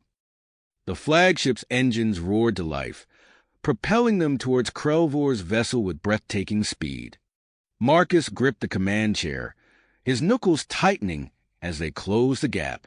Earth filled the view screen, a stark reminder of what was at stake. Suddenly, alarms blared across the bridge. Zandiare's eyes widened as she read the incoming data. "Marcus, we have a problem. The navigation systems are malfunctioning." Before Marcus could respond, the ship lurched violently. The stars outside the view screen blurred into streaks of light, then vanished completely as they dropped out of faster-than-light travel. The abrupt transition threw the crew off balance, and Marcus had to grab onto a nearby console to keep from falling. As the ship stabilized, an eerie silence fell over the bridge. The view screen showed an unfamiliar starscape, punctuated by a massive field of debris. "Where are we?" Marcus demanded, his heart racing. Zandiare's fingers flew over a console. "Unknown sector. Sir, we're completely off course." As Marcus opened his mouth to speak, Arya's voice cut through the tension. "Look!" she exclaimed, pointing at the view screen. Amidst the debris field, a colossal structure loomed. At first glance, it appeared to be a space station, but as they drew closer, its true nature became apparent. It's a shipyard," Robert said, his voice filled with awe. The structure was unlike anything they had ever seen. Partially constructed vessels of various designs hung, suspended in space, held in place by massive energy tethers. Some of the ships bore a striking resemblance to Zarkon's fleet. Marcus's mind raced with possibilities. "Zandiare, scan for energy signatures." After a moment, she responded, detecting faint energy readings. "The station appears to be operational, but running on minimal power." Marcus made a split-second decision. "We need to investigate. This could be a key to understanding Zarkon's operations and resources." As they approached the station, automated defense systems sprang to life. Energy weapons erupted from hidden emplacements, creating a deadly web of fire around the shipyard. "Evasive maneuvers," Marcus shouted, taking manual control of the ship. He weaved through the barrage, his newly honed piloting skills put to the ultimate test. Robert worked feverishly at his station, fingers flying across holographic interfaces. "I'm trying to hack into their systems," he called out. "If I can just—" A tense minute passed, punctuated by near misses and the crew's ragged breathing. Then, miraculously, a section of the energy field flickered and died. "I've created a safe corridor," Robert announced triumphantly. "It won't last long, but it's our best shot at getting inside." Marcus nodded grimly. "Assemble a boarding party. Arya, Xandar, you're with me. Robert, stay here and keep that corridor open." Minutes later, Marcus led his team through a maintenance airlock and into the bowels of the station. The interior was dark and eerily silent, the air stale and metallic. Their footsteps echoed ominously through empty corridors. As they ventured deeper, they encountered a sight that made even the battle-hardened Zandare gasp. A vast chamber stretched before them, filled with rows upon rows of stasis pods. Inside each pod was a grotesque figure, failed human celiac hybrid prototypes, frozen in various stages of mutation. Aria's face paled, her enhanced empathic abilities overwhelmed by the lingering echoes of suffering. She staggered, and Marcus caught her arm to steady her. "Focus, Aria," he said softly. "We need you." She nodded, taking a deep breath. Her eyes glowed faintly as she reached out with her mind, interfacing with the station's systems. "There's so much data here," she murmured. "This facility was used to perfect Zarkon's uplift technology. But there's more. Something about the Celestial Arc. It's encrypted, but—" Her words were cut short by a sudden, piercing alarm. Red emergency lights bathed the chamber in an eerie glow as robotic sentries emerged from hidden compartments. "Defensive positions!" Marcus shouted, drawing his weapon. The air filled with the whine of energy weapons as Marcus and his team engaged the mechanical guardians. They fought their way through winding corridors, Marcus and Zandiare moving in perfect sync, covering each other's blind spots. As the battle raged, something unexpected happened. Lyra, the young hybrid they had rescued earlier, cried out in pain. Her eyes glowed with an intense light as she reached out towards the robotic sentries. To everyone's astonishment, several of the machines froze in place, then turned on their comrades. "She's controlling them!" Aria exclaimed, her voice filled with wonder and concern. But the effort was clearly taking its toll on Lyra. Her small frame shook with exertion, blood trickling from her nose. Without hesitation, Aria placed her hands on Lyra's shoulders, establishing a mental link. The connection created a feedback loop, amplifying both of their abilities. In that moment of heightened awareness, Aria's mind raced through the station's databanks, breaking through layers of encryption. "Marcus," she gasped, her eyes wide with shock. "I know what this place is for. The ships, the experiments. It's all about the Celestial Arc. Zarkon believes it holds the power to manipulate space-time itself. He wanted to rewrite history, to force the evolution of all sentient species." Before Marcus could respond, a new alarm blared. Zandiare checked her wrist computer, her expression grim. "A transmission is being sent from the heart of the station. We need to stop it." They raced through the corridors, fighting off waves of robotic defenders. As they approached the central control room, they encountered fierce resistance from a small group of Zarkon's loyalists. At their head stood a towering figure, his eyes blazing with fanatic intensity. "I am Vexthar," he snarled, raising a crackling energy blade. "You will not stop us from fulfilling Zarkon's vision."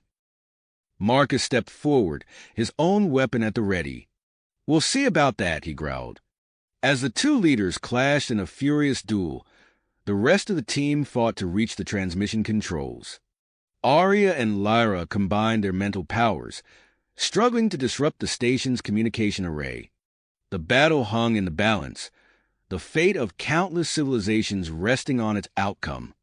Marcus and his team fought with every ounce of strength they possessed, knowing that failure was not an option. The control room echoed with the sounds of combat, each moment bringing them closer to either victory or catastrophic defeat. Defeat. The air crackled with tension as Marcus and Vexthar's energy blades clashed, casting eerie shadows across the control room. Suddenly, a surge of power coursed through the station. The transmission controls sparked and sputtered, then went dark. Aria's eyes glowed with intensity as she maintained her psychic link with Lyra, their combined efforts having successfully disrupted the outgoing signal. "It's done," Aria called out, her voice strained from the mental exertion. Vexthar, realizing his plans were unraveling, let out a roar of frustration. His momentary distraction was all Marcus needed. With a swift, precise movement, Marcus disarmed his opponent and pinned him against the wall. "It's over, Vexthar," Marcus said, his voice firm. "Your transmission has been stopped." As the last of the Loyalists were subdued, Zandare's wrist computer beeped urgently. "Marcus, we have an incoming transmission from the Luminari flagship." Marcus nodded, keeping a wary eye on Vexthar as he activated the communication link.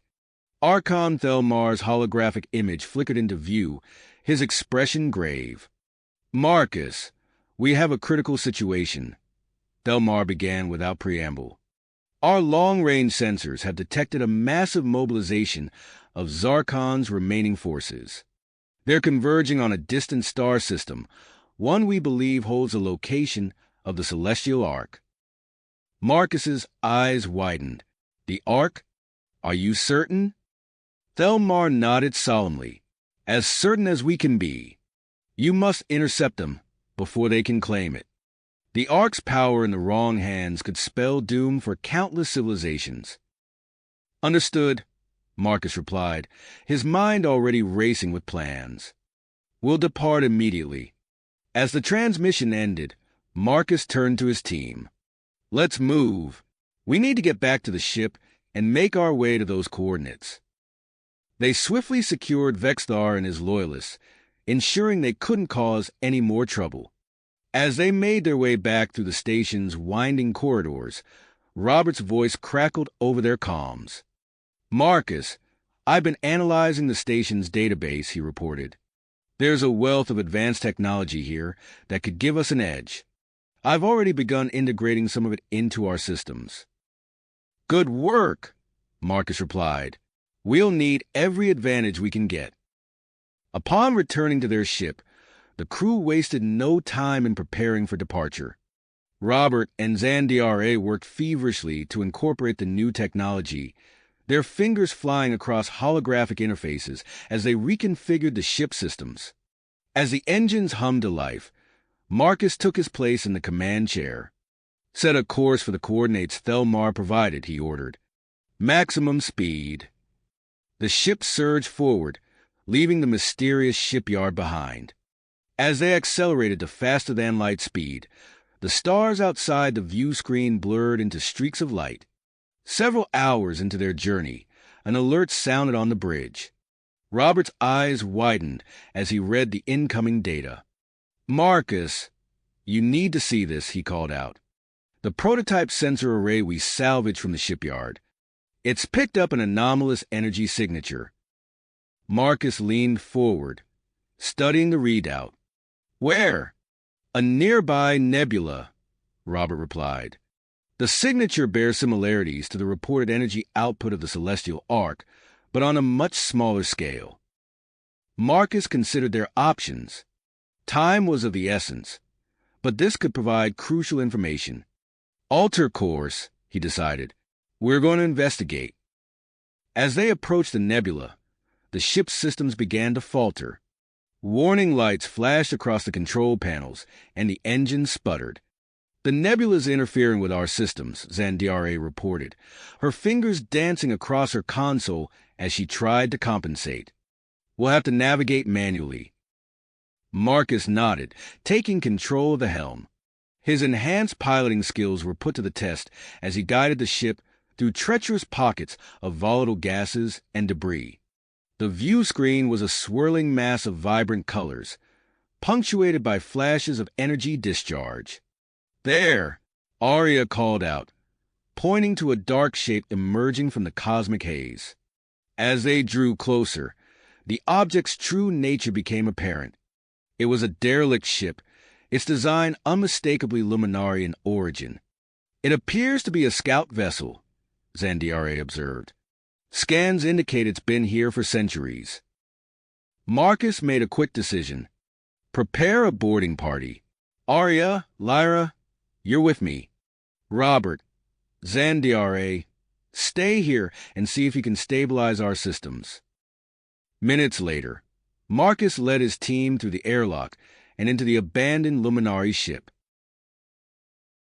The interior was dark, illuminated only by the glow of their handheld lights. The air was stale, and debris floated aimlessly in the low gravity. As they moved deeper into the ship, signs of a long-ago struggle became evident.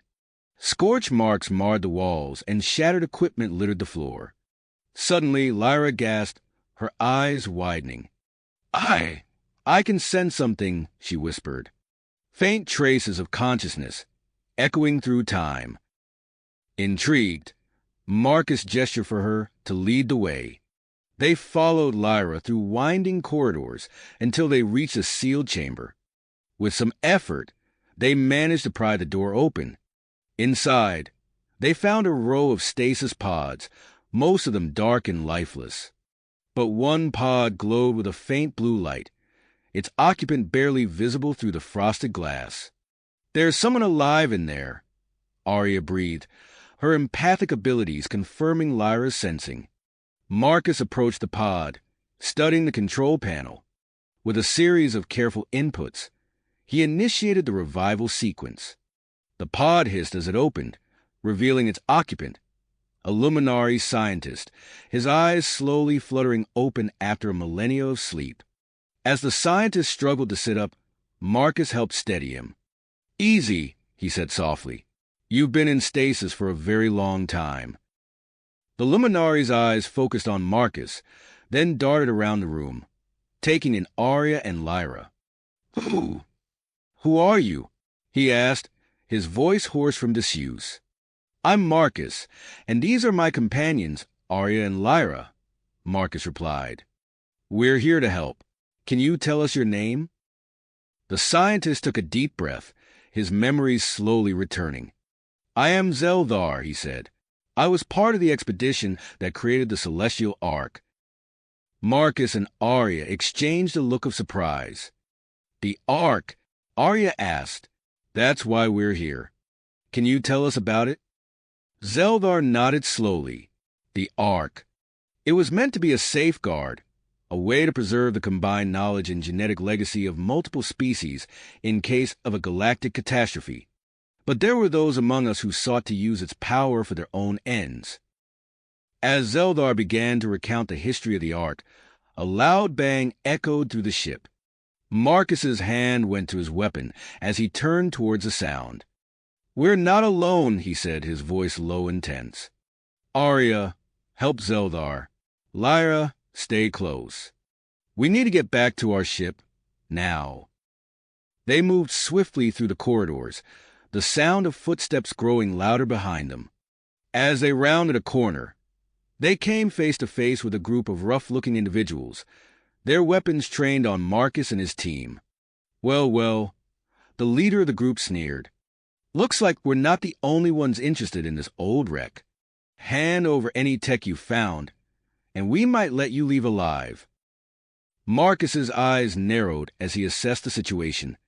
The narrow corridor limited their options, and Zeldar was in no condition to fight. He could see Arya tensing beside him, ready for action, while Lyra's eyes began to glow with psychic energy. In that moment, Marcus knew they were in for a fight. The fate of the Celestial Ark, and perhaps the galaxy itself, hung in the balance. And it all hinged on what happened next in this ancient, derelict ship floating in the heart of a treacherous nebula. Marcus's mind raced, assessing their options. They couldn't afford a prolonged confrontation, not with the fate of the Celestial Ark hanging in the balance. "We don't want trouble," Marcus said, his voice steady despite the tension. "We're just passing through." The leader of the group laughed, a harsh sound that echoed through the corridor. "Nice try, but nobody comes to this wreck by accident. Now, hand over what you found, or things are going to get ugly." Before Marcus could respond, Lyra's eyes flashed with psychic energy. The leader's weapon suddenly flew from his hands, clattering against a far wall. In the moment of confusion that followed, Arya sprang into action. Her hybrid reflexes allowed her to close the distance to the nearest attacker in the blink of an eye. She disarmed him with a swift strike and used his body as a shield against his comrades. Marcus seized the opportunity, drawing his own weapon and firing a series of precise shots. The energy blast struck the overhead panels, causing a shower of sparks and debris to rain down on their attackers. Zeldar, still weak from his long stasis, clung to the wall for support as chaos erupted around him. "Move!" Marcus shouted, guiding Zeldar forward as Arya and Lyra provided cover. They fought their way back through the derelict ship, the sounds of pursuit never far behind. As they neared the airlock, Robert's voice crackled over their comms. "Marcus, we've got incoming. Multiple ships just dropped out of FDL nearby. They're heading straight for us." Marcus cursed under his breath. "We're almost there. Be ready for immediate departure." They reached the airlock, and Marcus quickly cycled it open. As they rushed back onto their own ship, the entire structure shuddered. A massive explosion rocked the derelict, nearly knocking them off their feet. "What was that?" Arya asked as they sealed the airlock behind them. Zandiare's voice came over the ship's internal speakers. "The newcomers are attacking the derelict. They're using some kind of high-yield plasma weapons. We need to get out of here now." Marcus raced to the bridge, the others close behind. As he took his place in the command chair, the view screen lit up with a chaotic scene. The nebula around them was alive with weapons fire as multiple ships engaged in a fierce battle. "Robert, get us out of here," Marcus ordered. "Set a course for the arc coordinates." The ship's engines roared to life, propelling them away from the conflict. As they accelerated, the sensor array they'd salvaged from the shipyard began to emit a series of urgent beeps. "Marcus," Robert called out, his eyes wide as he read the incoming data. "The energy signature we detected. It's spiking off the charts." Before anyone could react, a blinding flash of light filled the view screen. The ship shuddered violently, and for a moment it felt as if reality itself was bending around them. When the light faded, the scene before them had changed dramatically. Gone was the swirling nebula and the derelict ship. Instead, they found themselves emerged from hyperspace, facing a sight that took their breath away. A massive structure floated in the void before them, its form resembling a colossal DNA helix. It pulsed with an otherworldly energy that seemed to ripple through space itself. "The Celestial Ark," Zeldar whispered, his voice filled with awe and trepidation. But the Ark wasn't alone. Surrounding it was a chaotic scene of battling ships. Flashes of weapons fire lit up space as various factions clashed, all vying for control of the ancient artifact. Marcus quickly assessed the situation, his enhanced senses taking in every detail of the battlefield before them. "Robert, scan for weaknesses in the Ark's defenses. Zandiare, prepare a strike team for boarding. We need to move fast." As the crew sprang into action, Zeldar stepped forward, his eyes never leaving the Ark. "I can help," he said. "I know the Ark's internal layout, its security systems. My knowledge could give your team a significant advantage." Marcus nodded, grateful for the unexpected asset. "Zandiare, take Zeldar with you. His information could be crucial." Suddenly, their ship rocked as enemy fire impacted their shields. Multiple vessels, having noticed their arrival, were now turning their attention to the newcomers. "Evasive maneuvers," Marcus called out, his hands flying over the controls. He guided their ship through the debris field of destroyed vessels, narrowly avoiding collision with other ships engaged in combat. Arya closed her eyes, concentrating intensely. A shimmering energy field sprang to life around their ship, deflecting incoming fire. "I can maintain this for a while," she said, her voice strained, "but not indefinitely." As Marcus expertly piloted through the chaos, a cry of pain cut through the tension on the bridge. Lyra collapsed to the floor, her small frame convulsing as she clutched her head. "Lyra!" Arya rushed to the young hybrid's side, cradling her head. Lyra's eyes flew open, glowing with an intense light. "The Ark," she gasped. "I can see. I can feel its purpose. It's not just knowledge. It's power. The power to reshape life itself." Marcus's mind raced, processing the implications of Lyra's vision. The stakes were even higher than they'd imagined. If the Ark fell into the wrong hands, the consequences could be catastrophic on a galactic scale. Making a split-second decision, Marcus turned to Zandiare. "Change of plans. You'll lead the boarding party to secure the Ark's control center. Arya and I will stay here and create a diversion. Draw their fire away from you." Zandiare nodded, her expression grim but determined. She motioned to Zeldar and a group of their most skilled operatives. "Let's move out." As Zandiare's team departed in a shuttle, Marcus engaged the ship's advanced weapon systems. The technology they'd integrated from the secret shipyard proved devastatingly effective, cutting through enemy vessels with unprecedented power.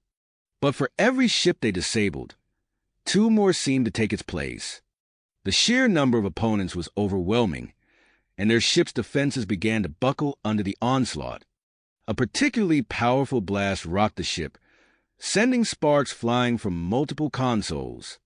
Warning klaxons blared as Robert shouted, "Hull breach on decks 3 through 5. Marcus gritted his teeth, making a series of rapid calculations. Their ship was failing, but Zandiare's team still needed time to reach the Ark. In that moment, he knew what had to be done. "Seal off the damaged decks," he ordered. "Arya, I need you to interface with the ship systems. Push them beyond their limits." Arya's eyes widened as she realized Marcus's intent. "You're not thinking of..." Marcus nodded, his expression resolute. "We're going to ram the Arkansas, clear a path for Zandiare, and take out as many enemies as we can in the process." As Arya merged her consciousness with the ship systems, Marcus plotted their final course. The damaged vessel surged forward, its hull glowing from the strain as it accelerated towards the Ark and the cluster of enemy ships in their path. The bridge crew worked feverishly, pushing their ship to its absolute limits. Marcus's hands danced over the controls, executing a series of maneuvers that would have been impossible for a normal pilot. As they closed in on their target, time seemed to slow. Marcus could see the minute details of the enemy's ships, the surprised expressions of their pilots as they realized too late the danger bearing down on them. With a final, precise adjustment, Marcus aimed their crippled vessel directly at the heart of the enemy formation. The impact was catastrophic, tearing through multiple ships and clearing a path straight to the Ark's main entrance. Alarms blared throughout the bridge as systems failed all around them. "We need to abandon ship," Marcus shouted over the din. "Everyone to the escape pods." As the crew scrambled to evacuate, Marcus and Arya made their way to the emergency lockers. They donned space suits, knowing their journey was a long way to go. With a final look at the bridge that had been their home, they launched themselves into the void of space. Propelling themselves towards the Ark, Marcus and Arya witnessed the full scale of the battle raging around them. Energy weapons tore through space, ships exploded in brilliant flashes, and countless lives were lost in the struggle for control of the ancient artifact. As they approached the massive structure, Marcus could see the alien designs etched into its surface. Bioluminescent patterns pulsed along its length, as if the Ark itself was alive and aware of the conflict surrounding it. They reached one of the Ark's airlocks, fighting against the chaotic currents of battle to make their way inside. As the airlock cycled and they removed their helmets, Marcus and Arya found themselves confronted by the awesome scale and otherworldly design of the Ark's interior. Glowing pathways stretched out before them, seeming to beckon them deeper into the structure. Marcus activated his communicator, hoping to reach Zandiare's team, but only static answered him. "We're on our own," he said, checking his weapon. "We need to find the others and secure that control center."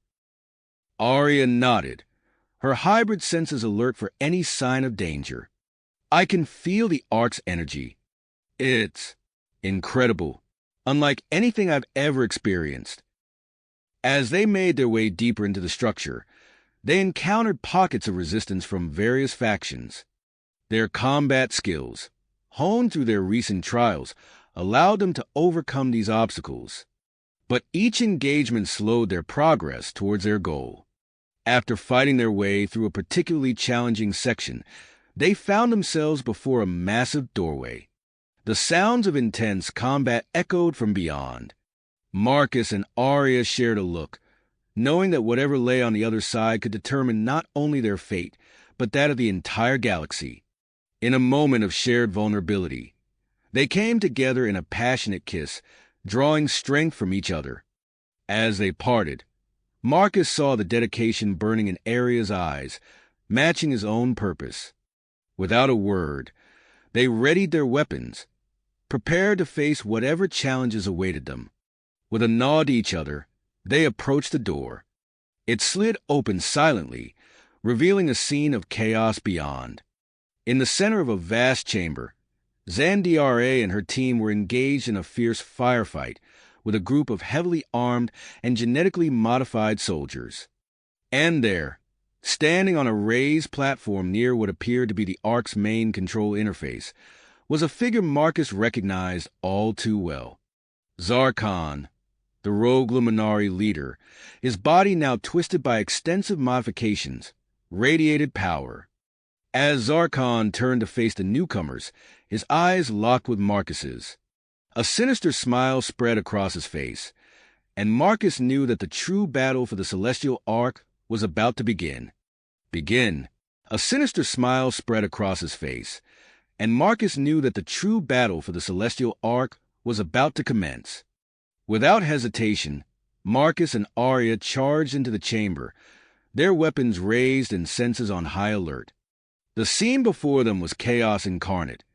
Zandiare and her team were locked in a fierce firefight with Zarkon's genetically enhanced soldiers, using the alien architecture of the Ark as cover.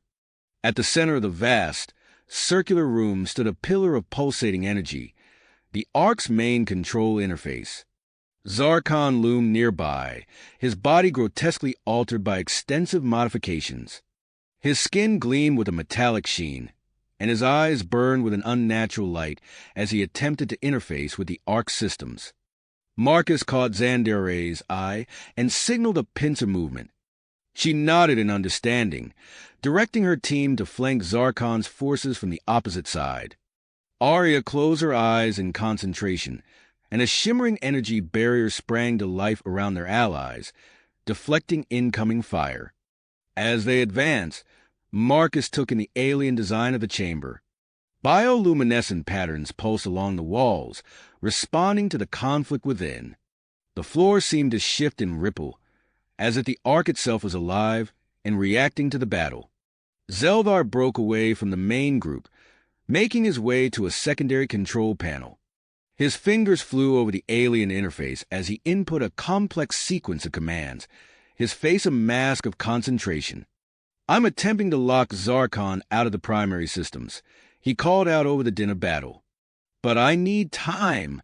Zarkon's eyes narrowed as he noticed Zeldar's actions. With a gesture, he dispatched a group of his enhanced soldiers to intercept the ancient luminari scientist. Suddenly, a wave of psychic energy washed over the chamber. Marcus turned to see Lyra, her small frame shaking with effort as she projected waves of disorientation into the minds of Zarkon's soldiers. Several of them stumbled, their movements becoming erratic and uncoordinated. "Now!" Marcus shouted, seizing the opportunity. He and Arya surged forward, their weapons blazing as they cut through the enemy's disoriented front line. The chamber shuddered, and sections of the floor retracted to reveal hidden weapon emplacements. Energy bolts began firing indiscriminately at all combatants, forcing both sides to adapt their strategies on the fly. Marcus vaulted over a fallen pillar, sliding into cover next to one of the defense system's terminals. His enhanced mind raced as he analyzed the alien technology, finding patterns and similarities to systems he'd encountered before. With a few precise movements, he bypassed the terminal security and rerouted its targeting protocols. The automated defenses swiveled, their firepower now directed solely at Zarkon's forces. This sudden shift allowed Xandaray's team to push forward, gaining ground towards the central control pillar.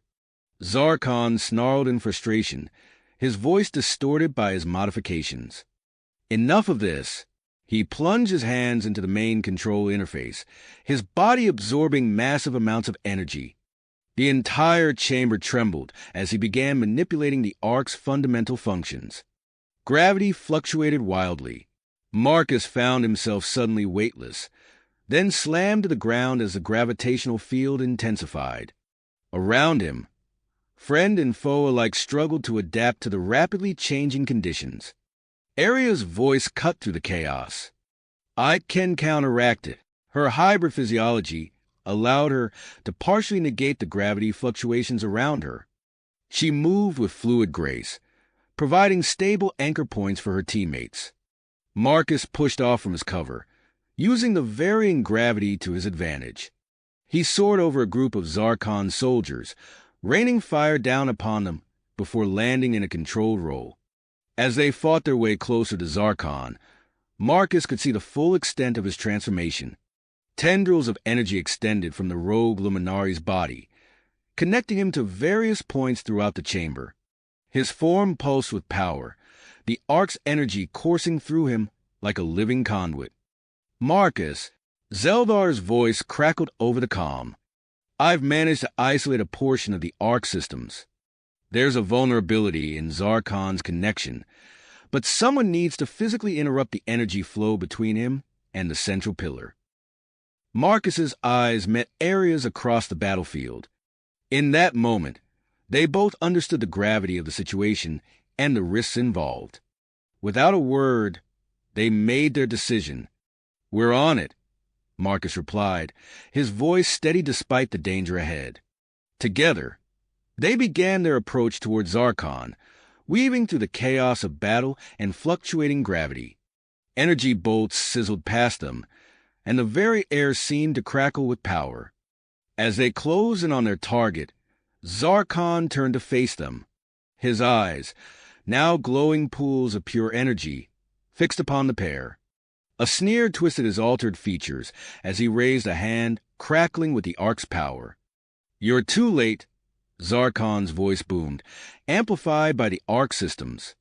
"The power of creation itself is within my grasp. Did you really think you could stop me?" Marcus and Aria pressed forward, undeterred by Zarkon's display of power. They had come too far, sacrificed too much to back down now.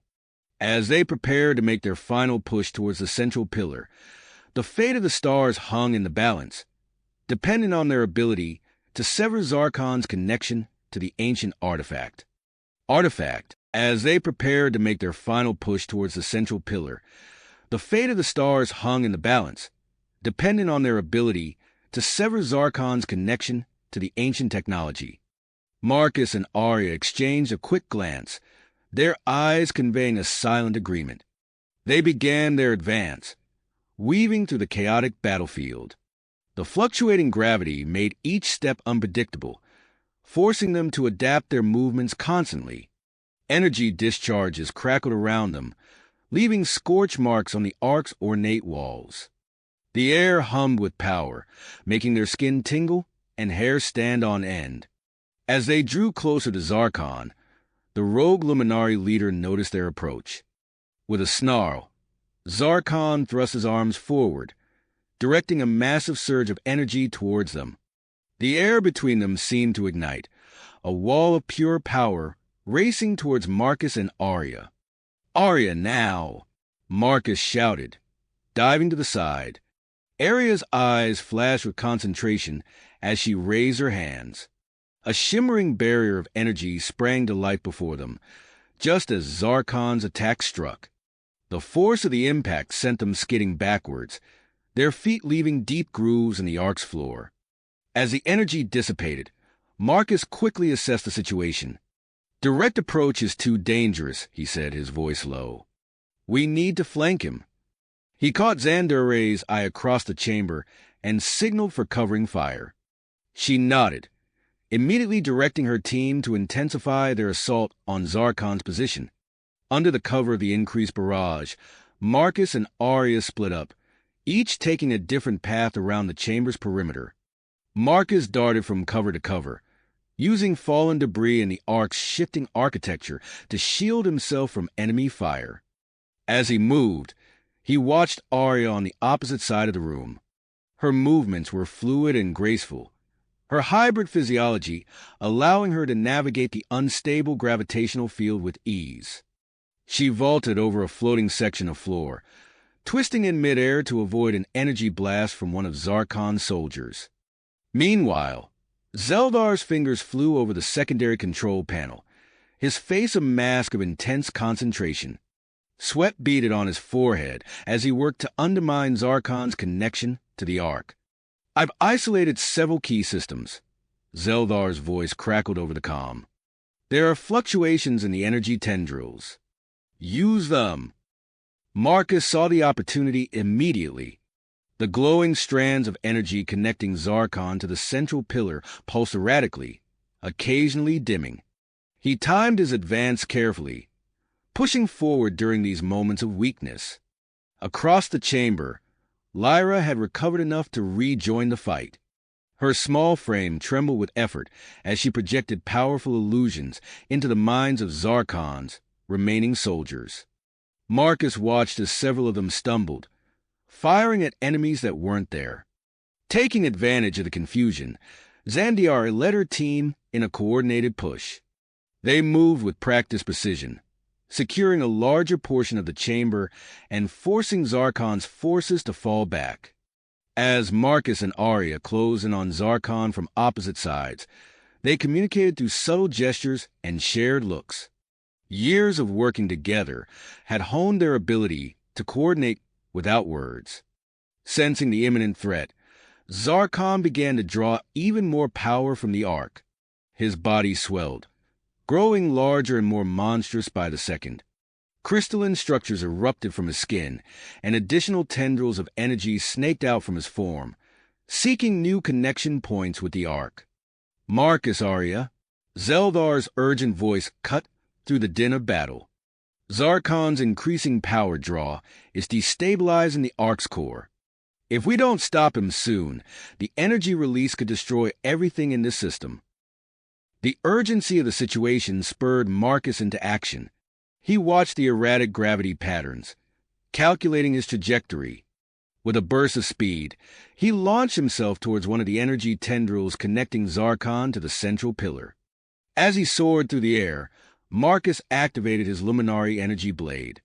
The humming weapon sprang to life in his hand, its glow intensifying as it neared the energy tendril. But Zarkon had anticipated the attack.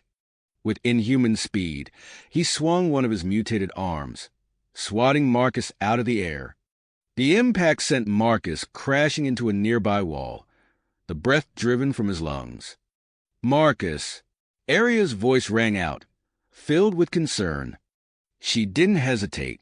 Channeling her hybrid abilities, Arya manipulated the energy fields around her, creating a localized gravity well. Marcus felt himself being pulled away from Zarkon's reach, drawn towards Arya's position. As he reached her, Arya helped him to his feet. Their eyes met, a silent communication passing between them. Arya's body began to shimmer, her hybrid physiology synchronizing with the Ark's energy frequencies. Understanding her intention, Marcus prepared to provide the necessary distraction. He signaled to Zandiari, who immediately understood. She barked out orders to her team, and they unleashed a concentrated barrage on Zarkon's position. Forced to defend against the assault, Zarkon raised his arms, creating a shield of pulsating energy. In that moment, Arya sprinted forward, her body surrounded by a field of counter-frequencies that disrupted the Ark's energy. Marcus followed close behind, deflecting the stray energy blast that threatened to stop Arya's advance.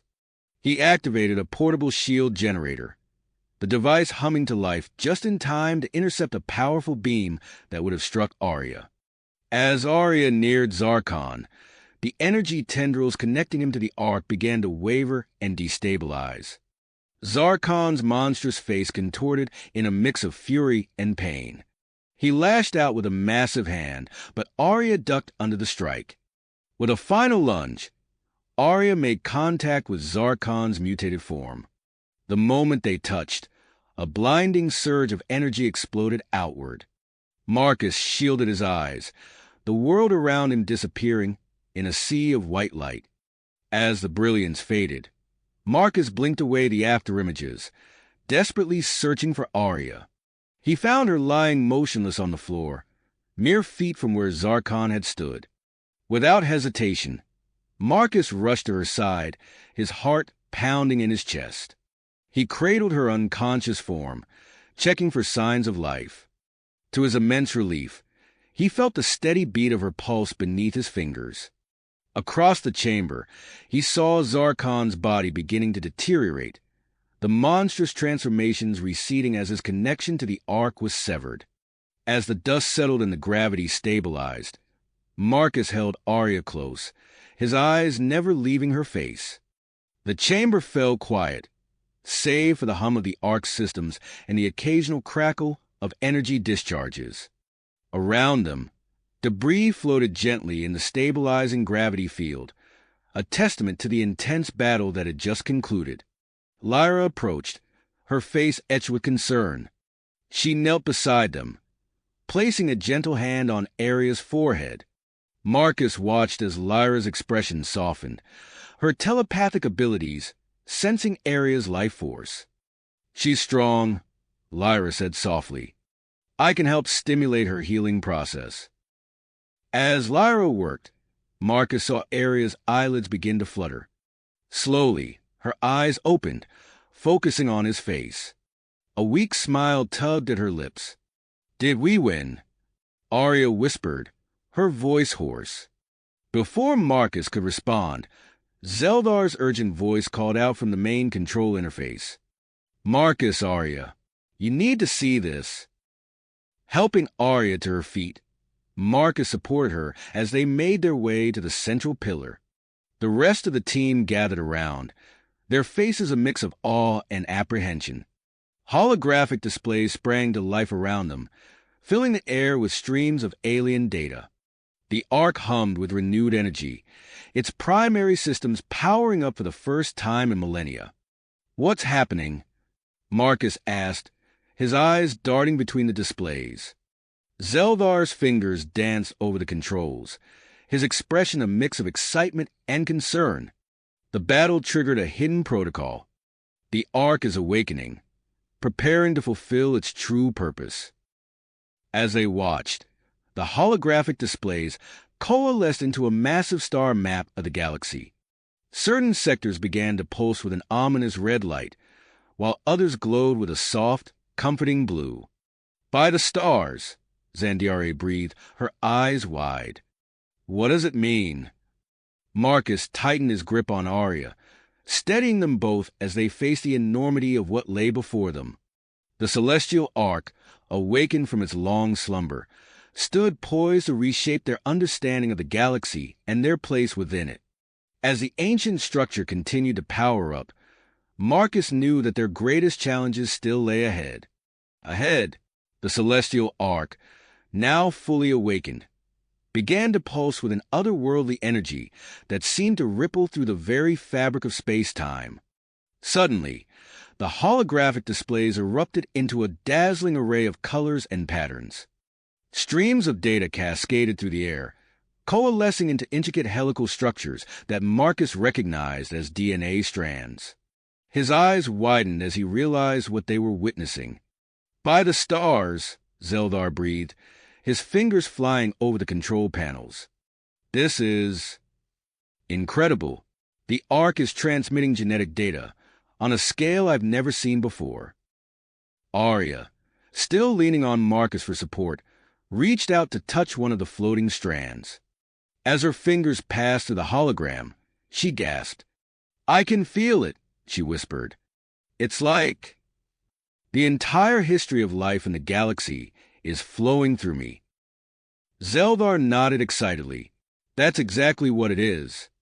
The Ark contains the evolutionary history of countless species across the galaxy. But it's more than that. His voice trailed off as he delved deeper into the data.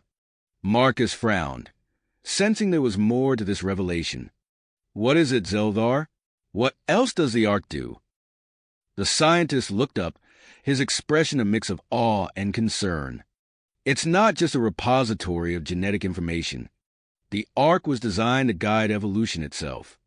It has the power to influence the genetic development of entire species, ensuring diversity and resilience against cosmic threats. The implications hit Marcus like a physical blow. That's what Zarkon was after. He wanted to control the evolution of life itself. Arya nodded grimly. With this power, he could have reshaped entire civilizations to his will.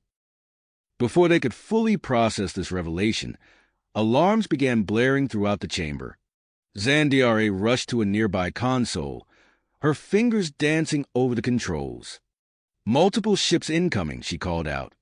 Long-range scans show a diverse fleet approaching fast. Marcus moved to her side, studying the tactical display. I see Earth ships, Shiliak vessels, and others I don't recognize. The Ark's awakening must have drawn them here. He turned to address the team, his mind racing with potential scenarios. Zandiare, secure the perimeter. We can't risk anyone else getting control of the Ark. Robert, establish a secure communication channel. We need to talk to these people before this turns into a firefight. As the team sprang into action, Arya stepped away from Marcus, her brow furrowed in concentration. Something's different, she said softly. My connection to the Arkansas. It's changed. Marcus watched as Arya approached one of the control interfaces. Her hands hovered over the alien technology, and to his amazement, the systems responded to her mere presence. Streams of data flowed around her, as if drawn to her very essence. I can access the Ark systems more easily now, Arya explained, her voice filled with wonder. It's like the confrontation with Zarkon altered my connection somehow. Before Marcus could respond, Robert's voice cut through the tension. Communication channel established, Marcus. The lead Earth ship is hailing us. Marcus took a deep breath, squaring his shoulders. Put them through. The holographic display shifted, revealing the stern face of an Earth admiral. This is Admiral Chun of the Earth Alliance. We demand to know what's happening on that station. Marcus stepped forward, his voice steady. Admiral, this is Marcus Valerius. The situation is under control, but it's more complex than you can imagine. The Ark Dash. His explanation was cut short as alarms blared once again. Zandare's voice rang out. Multiple Shiliak ships breaking formation. They're attempting to dock. Marcus watched in horror as several ships peeled away from the main fleet, accelerating towards the Ark. Zandiare, repel them. We can't let them board. As Zandiare's team engaged the incoming ships, Marcus turned back to the communication display. Admiral Chen's face had hardened. Valerius, if you can't control the situation, we'll be forced to take action. Marcus's mind raced. He needed to de-escalate the situation before it spiraled into all-out war. An idea struck him, born of desperation and hope. Arya, he called out, can you access the Ark's projection systems? She nodded, her fingers already moving across the controls. What do you need? Show them, Marcus said, his voice firm. Show them all what the Ark really is. Understanding dawned in Arya's eyes. She turned back to the interface, channeling her newfound connection with the ancient technology. The air around them shimmered as a massive holographic display sprang to life, visible not just within the Ark, but to all the surrounding ships. The projection showed a vast web of interconnected genetic strands, each representing a different species. As the display zoomed in, It revealed surprising similarities and shared ancestry between races that had long considered themselves separate and distinct. The effect was immediate. Many of the hostile ships slowed their approach, their crews clearly grappling with the implications of what they were seeing. Admiral Chen's eyes widened in shock. "This is the true purpose of the Ark," Marcus explained, his voice carrying to all who would listen. "It holds the key to understanding our shared heritage and guiding our collective future." For a moment, it seemed as though peace might prevail. But then a harsh voice cut through the momentary calm. "Enough of this deception." A new ship pushed to the forefront of the Sheliak fleet, its weapons charging. On the communication display, the face of a Sheliak appeared, her eyes burning with fanatical intensity. "I am Vexna," she declared, "and I will not allow the destiny of our people to be decided by this human trickery. The Ark belongs to the Sheliak, and we will claim it by force if necessary." As Vexna's ships launched their attack, Marcus realized that the battle for the Celestial Ark and the future of galactic evolution had only just begun. Marcus knew they had to act fast to prevent an all-out war. "Arya," he called out urgently, "we need to activate the failsafe now." Arya nodded, her hands already moving across the control interface. But as their fingers touched the ancient technology, a blinding surge of energy coursed through the chamber. The Ark systems pulsed with an otherworldly light, and Marcus felt a strange tingling sensation spreading through his body. "What's happening?" he shouted over the sudden roar of machinery coming to life. Zeldar's eyes widened as he analyzed the rapidly changing data streams. "By the stars," he breathed, "the Ark is adapting.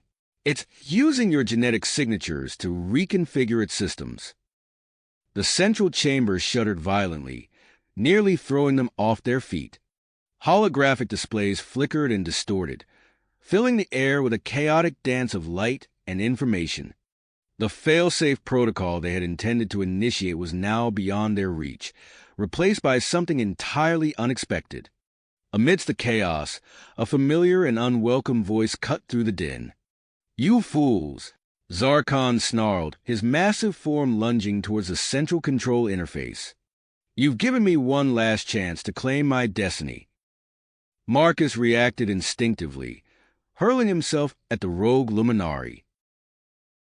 They collided with bone-jarring force, tumbling across the chamber floor. Energy discharges crackled around them as they grappled, narrowly missing Marcus's head. "Zandiara!" Marcus shouted as he struggled with Zarkon. "Secure the perimeter. Don't let anyone else in." Zandiara barked orders to her team, forming a defensive line around Arya and the control interface. It wasn't a moment too soon. The chamber's entrance exploded inward, and Sheliak warriors poured through the opening, led by the fanatical Vexna. "For the glory of the Sheliak!" Vexna screamed, her eyes blazing with zealotry. "Take control of the Ark." The chamber erupted into a furious melee. Zandiara's team engaged the Sheliak invaders in close-quarters combat, energy weapons and fists flying in a deadly dance. Lyra's eyes glowed with psychic energy as she reached out with her mind, sowing confusion and disorientation among the attackers. Marcus ducked under Zarkon's swinging fist, feeling the rush of air as it passed over his head. He countered with a quick jab to the luminari's midsection, but Zarkon's mutated form barely registered the blow. They crashed into a control panel, sending sparks flying as they continued their desperate struggle. Through the chaos, Arya remained focused on the Ark systems, her connection deepening as the ancient structure continued its transformation. New passageways and chambers sprouted from the walls, reshaping the battlefield even as the combatants fought.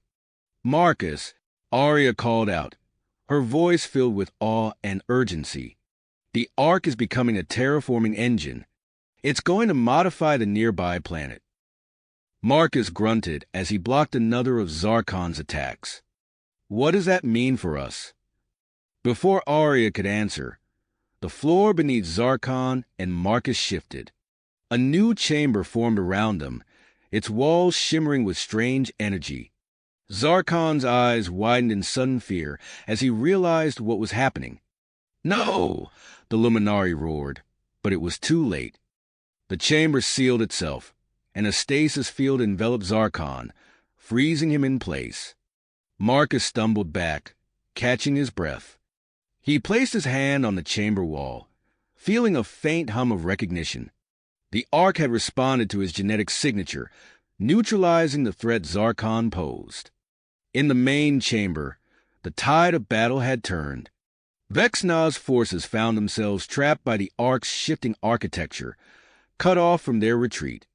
Zandiare seized the opportunity, surrounding the Shiliak leader and her remaining warriors. "Stand down," Zandiare commanded, her weapon trained on Vexna. "It's over." Vexna's face contorted with rage and disbelief. "This cannot be. The Ark was meant for us." As the fighting subsided, the true scope of the Ark's transformation became clear. Through the chamber's viewing ports, they could see the nearby planet already beginning to change. Clouds formed in its once barren atmosphere, and patches of green began to spread across its surface. Robert's voice cut through the stunned silence. "Marcus, you need to see this. The fleet, they're standing down. Ships from every species are requesting permission to dock." Marcus made his way back to the central control interface, where Arya stood surrounded by a whirlwind of holographic data. Her eyes met his, filled with wonder and a hint of trepidation. "The Ark isn't just creating a new world," she explained. "It's establishing itself as a neutral ground for cooperation between species. It's inviting them all to be part of this." As if to confirm her words, the Ark systems hummed with renewed purpose. Docking bays opened, welcoming ships from humans, Shiliak, and a dozen other species Marcus had never seen before. "So, what do we do now?" Zandiare asked, joining them at the interface. Marcus looked out at the transforming planet, then at the diverse group gathered in the chamber. Humans, Shiliak, and others, all witnessing this incredible moment together. He took Arya's hand, feeling the weight of their unique position as a human-Shiliak couple at the center of this historic event. "Now," Marcus said, his voice filled with purpose, "we build something new. Together." As representatives from different civilizations began to enter the Ark, Marcus and Arya stood side by side, ready to face the challenges and opportunities that lay ahead. The creation of this new interstellar haven was just the beginning of their next great adventure. As representatives from different civilizations began to enter the Ark, Marcus and Arya stood side by side, ready to face the challenges and opportunities that lay ahead. The creation of this new interstellar haven was just the beginning of their next great adventure. In the days that followed, the Ark's central chamber transformed into a bustling hub of activity. Delegates from various species gathered around holographic displays, their voices a cacophony of different languages as they discussed the future of the newly formed community. Marcus found himself at the center of it all, mediating discussions and addressing concerns from all sides. He watched as a tall, slender luminari named Thelmar engaged in a heated debate with a stocky human wearing a captain's uniform. "The luminari have guided civilizations for millennia," Thelmar argued, his luminescent skin pulsing with each word. "Our oversight is crucial for the proper development of this world." Captain Jared Hawkins, the human representative, crossed his arms and scowled. "With all due respect, we're not looking to recreate existing power structures here. This is a chance for a fresh start, for all species to have an equal say." Marcus stepped between them, raising his hands in a calming gesture. "Gentlemen, perhaps we can find a middle ground. The knowledge of the luminari could be invaluable, but implemented through a collaborative council rather than direct oversight." As the two considered his words, Marcus felt a gentle touch on his arm. He turned to see Arya, her eyes shimmering with excitement. "Marcus, there's someone you need to meet," she said, guiding him away from the crowd. They approached a human woman with salt and pepper hair and piercing green eyes. She stood examining a holographic display of DNA strands, her fingers deftly manipulating the image. Dr. Elena Reeves, Arya introduced. This is Marcus Valerius. The woman turned, her face lighting up with interest. Ah, the famous human celiac couple. I've been hoping to speak with you both. Marcus shook her hand, noting the firm grip. Dr. Reeves, it's a pleasure. What brings you to the Ark? I'm a xenobiologist, she explained, her eyes darting between Marcus and Arya. And you too represent a unique opportunity for study. Your hybrid physiology could hold the key to fostering greater cooperation between our species. Arya tilted her head, curiosity evident in her expression. What kind of study did you have in mind? Nothing invasive, Dr. Reeves assured them. Just a series of scans and tests to analyze your genetic makeup. The results could be groundbreaking. Marcus and Arya exchanged a glance, a silent communication passing between them. After a moment, Marcus nodded. We're willing to participate, Doctor. If our unique situation can help bring our peoples closer together, we're all for it. As they discussed the details with Dr. Reeves, a commotion near the docking bay caught their attention. Xandere's voice rose above the din, sharp and authoritative. All crates must be scanned before entry, she declared, facing off against a group of agitated traders. No exceptions. One of the traders, a reptilian being with iridescent scales, hissed in frustration. This is outrageous. We were promised free trade, not suspicion and delays. Marcus excused himself from Dr. Reeves and made his way to the scene. As he approached, he caught sight of Xandere's security team confiscating a crate filled with what appeared to be illegal technology.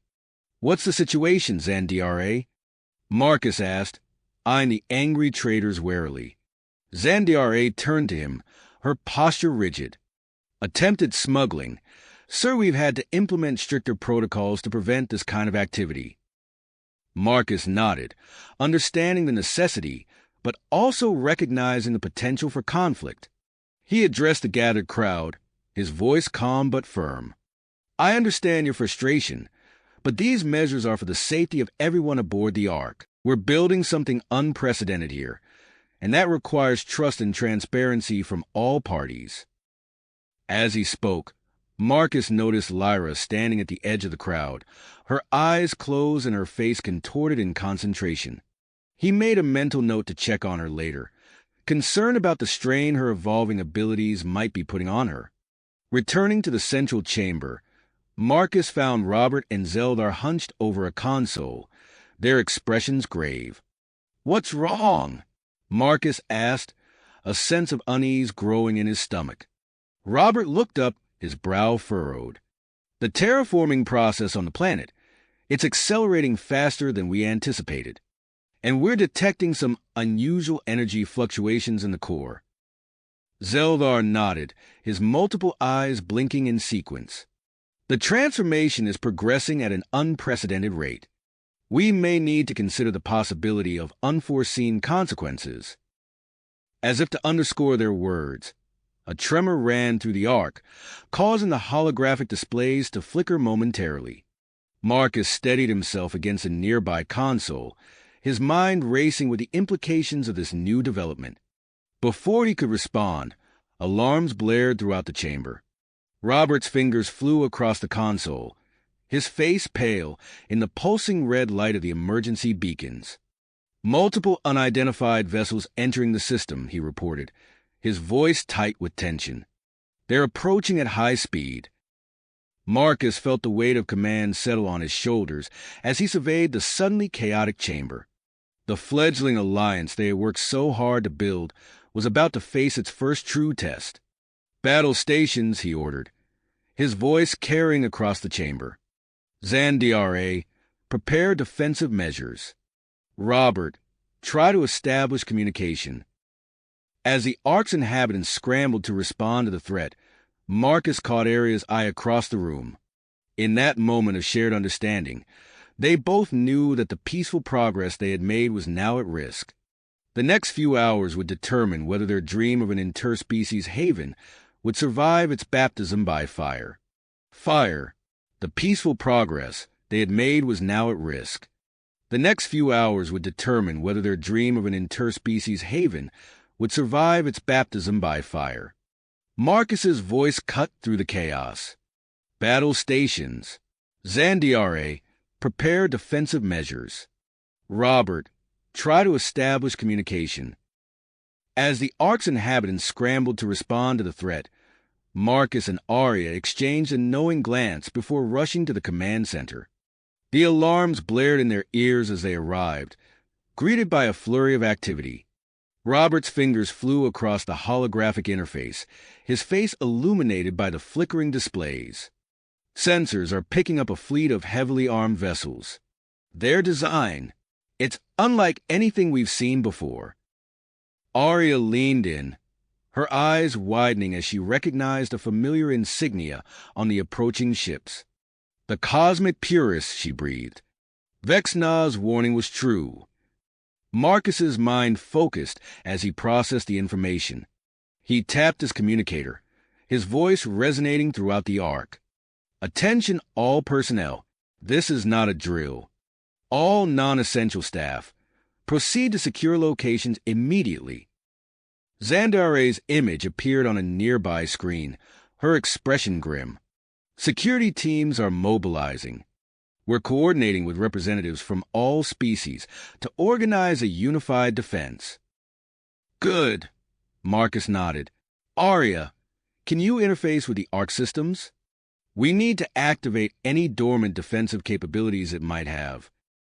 Aria stepped up to a control panel, her fingers dancing across its surface. As she connected with the Ark, her eyes glowed with an otherworldly light. I'm detecting previously inactive defense protocols. Activating now. The Ark hummed with newfound energy as hidden weapon ports revealed themselves along its exterior. A shimmering energy shield sprang to life, enveloping both the structure and the newly terraformed planet below. Just as the shield stabilized, the cosmic purist fleet entered weapons range. A barrage of energy blasts struck the protective barrier, causing the Ark to shudder under the assault. Shield holding, Robert reported, his voice strained. But the power grid is fluctuating. We can't take sustained fire like this for long. Zeldar joined Robert at the console, his multiple eyes blinking rapidly as he assessed the situation. We must reroute power from non-essential systems to maintain shields and life support. As they worked to stabilize the Ark systems, Marcus opened a channel to the Allied ships in the vicinity. This is Marcus Valerius on the Celestial Ark. We are under attack and request immediate assistance. Captain Jared Hawkins's gruff voice came through the comm. Copy that. Arkansas human vessels are moving to engage. Thelmar, the luminari delegate, added, The luminari fleet stands with you. We will not allow this sanctuary to fall. Outside the Ark's viewing ports, Allied ships swarmed into formation, creating a defensive perimeter. The space around them erupted into a dazzling display of weapons fire as the battle began in earnest. Suddenly, a bright beam lanced out from one of the cosmic purist ships, striking an Allied vessel. To everyone's horror, the targeted ship began to disintegrate, its hull breaking apart at the molecular level. What was that? Marcus demanded, his voice tight with shock. Dr. Elena Reeves, who had been monitoring the battle from a nearby station, spoke up. It appears to be some kind of molecular disruptor. It's breaking down the atomic bonds of the ship's hull. Aria, still connected to the Ark systems, closed her eyes in concentration. I'm detecting a pattern in the weapon's energy signature. Dr. Reeves, if we combine this data with our knowledge of hybrid genetics, we might be able to develop a countermeasure. As they worked feverishly to find a solution, the battle outside intensified. Allied ships maneuvered desperately to avoid the devastating beams while returning fire. The Ark's shield flickered under the continued assault, and alarms blared as multiple hull breaches were detected. Zandiare's voice crackled over the comm. "We have intruders. Cosmic Purist commandos have breached the outer defenses. They're heading for the central control chamber." Marcus grabbed a nearby weapon, his hybrid physiology surging with adrenaline. "I'm on my way to intercept. Arya, keep working on that countermeasure. Robert, Zeldar, hold the command center."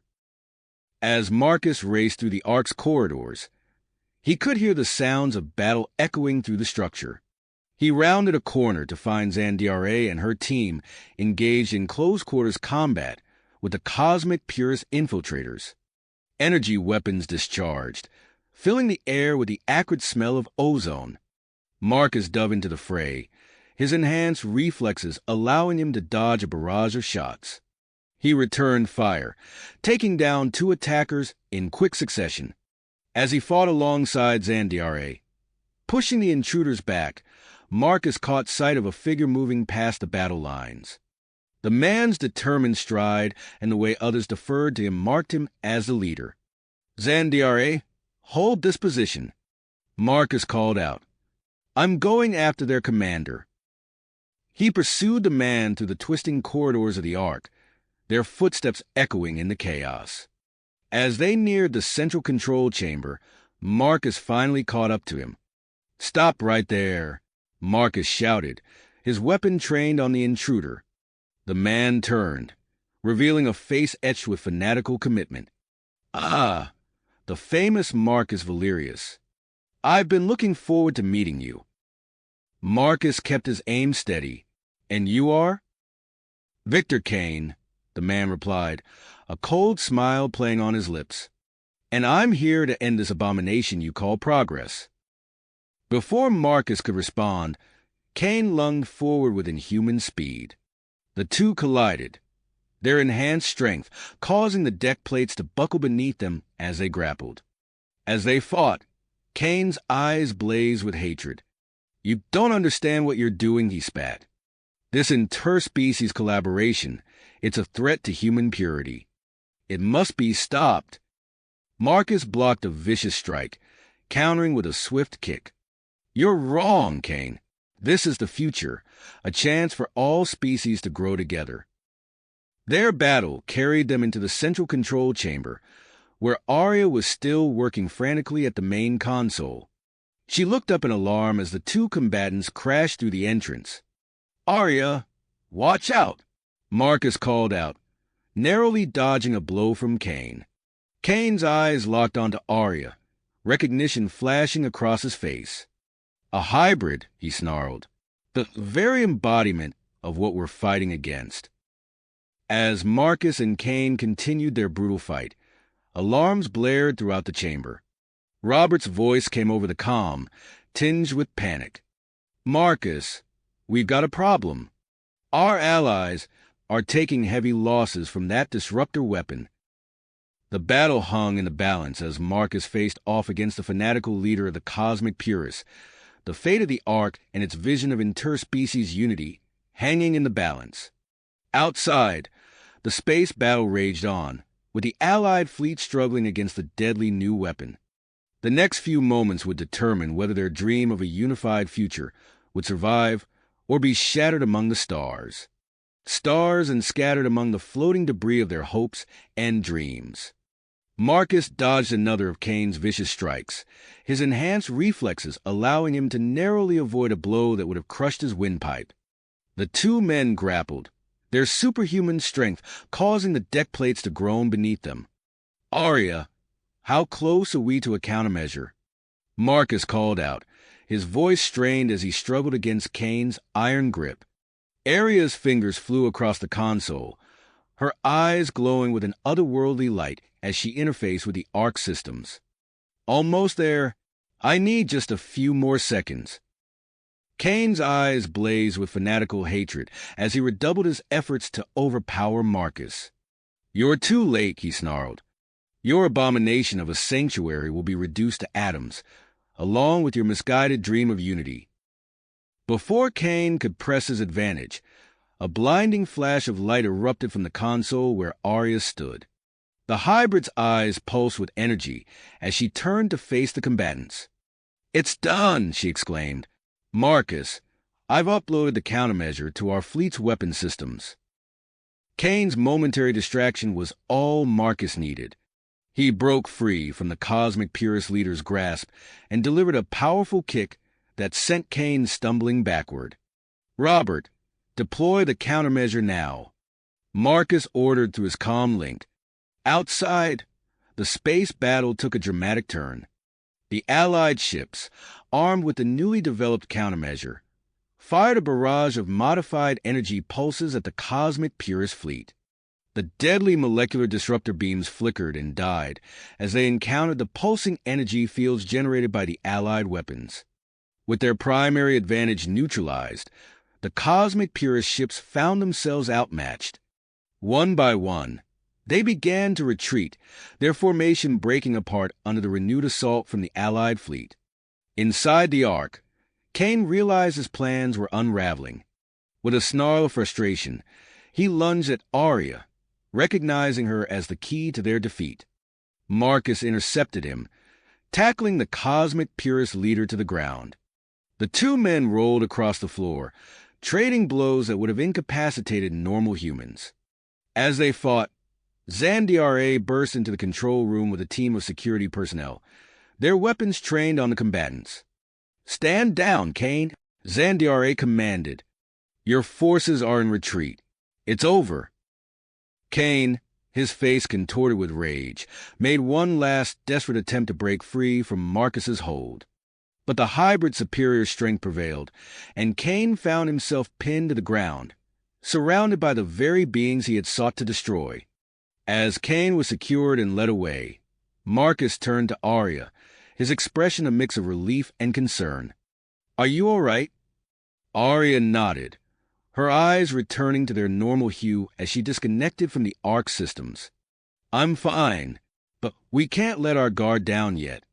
This attack proves that the cosmic purists are a greater threat than we anticipated." Marcus agreed, his mind already racing with plans to fortify their defenses. "You're right. We need to prepare for future conflicts." This was just the beginning. Over the next few days, as the Ark's inhabitants worked to repair the damage from the attack, Marcus initiated a series of measures to strengthen their position. He organized combat training sessions, teaching the diverse species aboard the Ark to work together despite their physiological differences. Arya, meanwhile, delved deeper into the Ark's vast database, searching for information that could help them in their fight against the cosmic purists. It was during one of these search sessions that she made a startling discovery. "Marcus, come look at this," she called out, her voice tinged with excitement. Marcus hurried over to her console, his eyes widening as he took in the information displayed on the screen.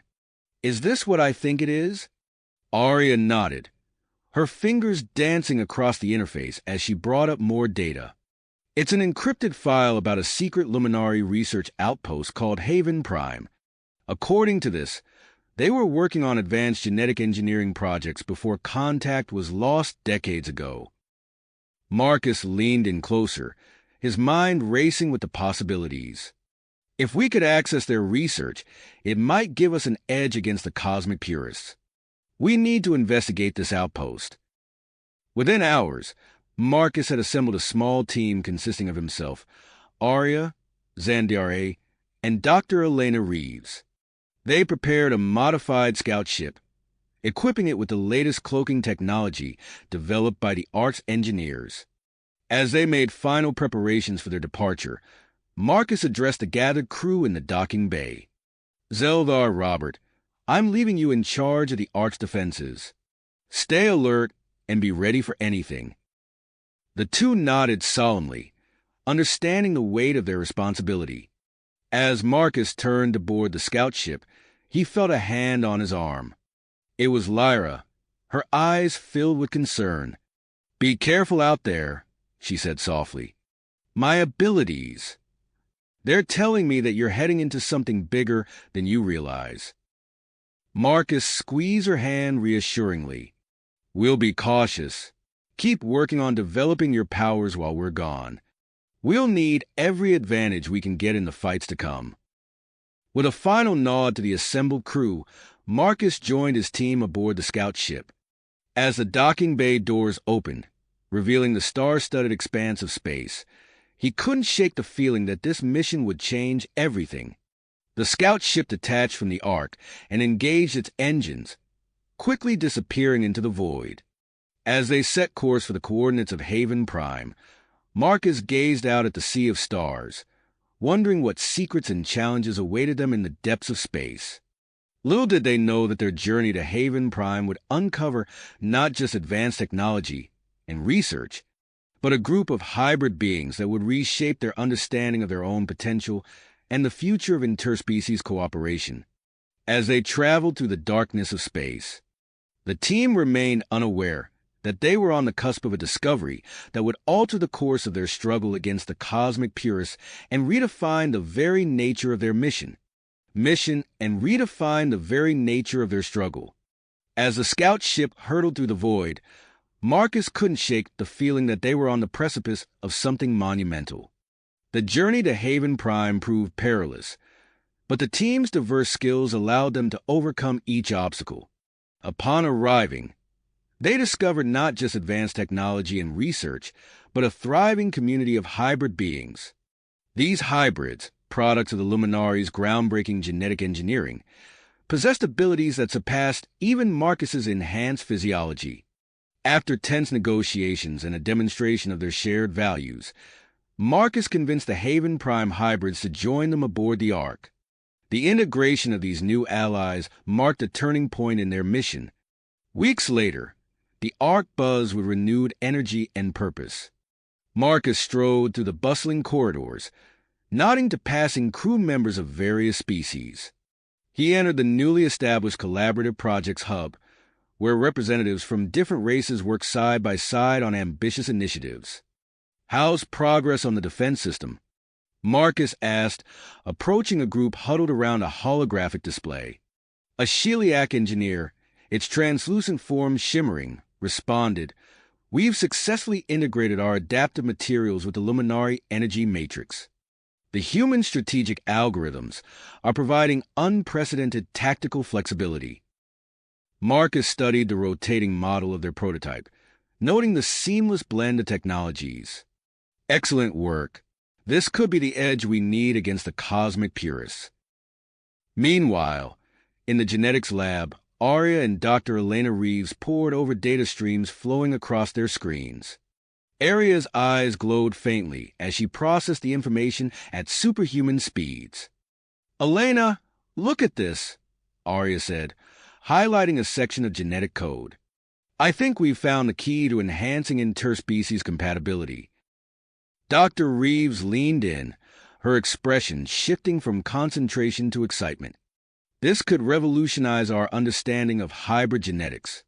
The implications for future generations are staggering." Their discussion was interrupted by an urgent alert. Robert's voice came over the comm system. "Marcus, Arya, we're receiving a distress signal from a nearby star system.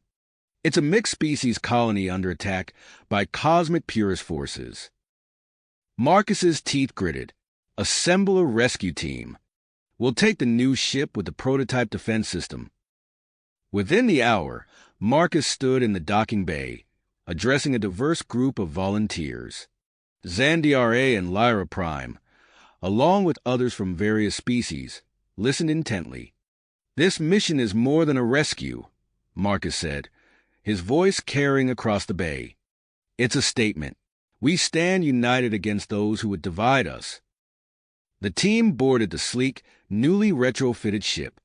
As they launched into space, Marcus took the helm, feeling the responsiveness of the enhanced controls beneath his fingers. They dropped out of FDL on the outskirts of the embattled star system. A cosmic purist blockade loomed before them, a wall of hostile ships between them and the colony. "Shields up," Marcus ordered. "Let's see what this new defense system can do." The ship surged forward, weaving through a barrage of enemy fire. Beams of energy splashed harmlessly against their shields, the combined technology of multiple species proving its worth. Breaking through the blockade, they descended to the colony's surface. The scene that greeted them was one of chaos and destruction. Cosmic Purist ground forces advanced through the streets, their weapons cutting down anyone in their path.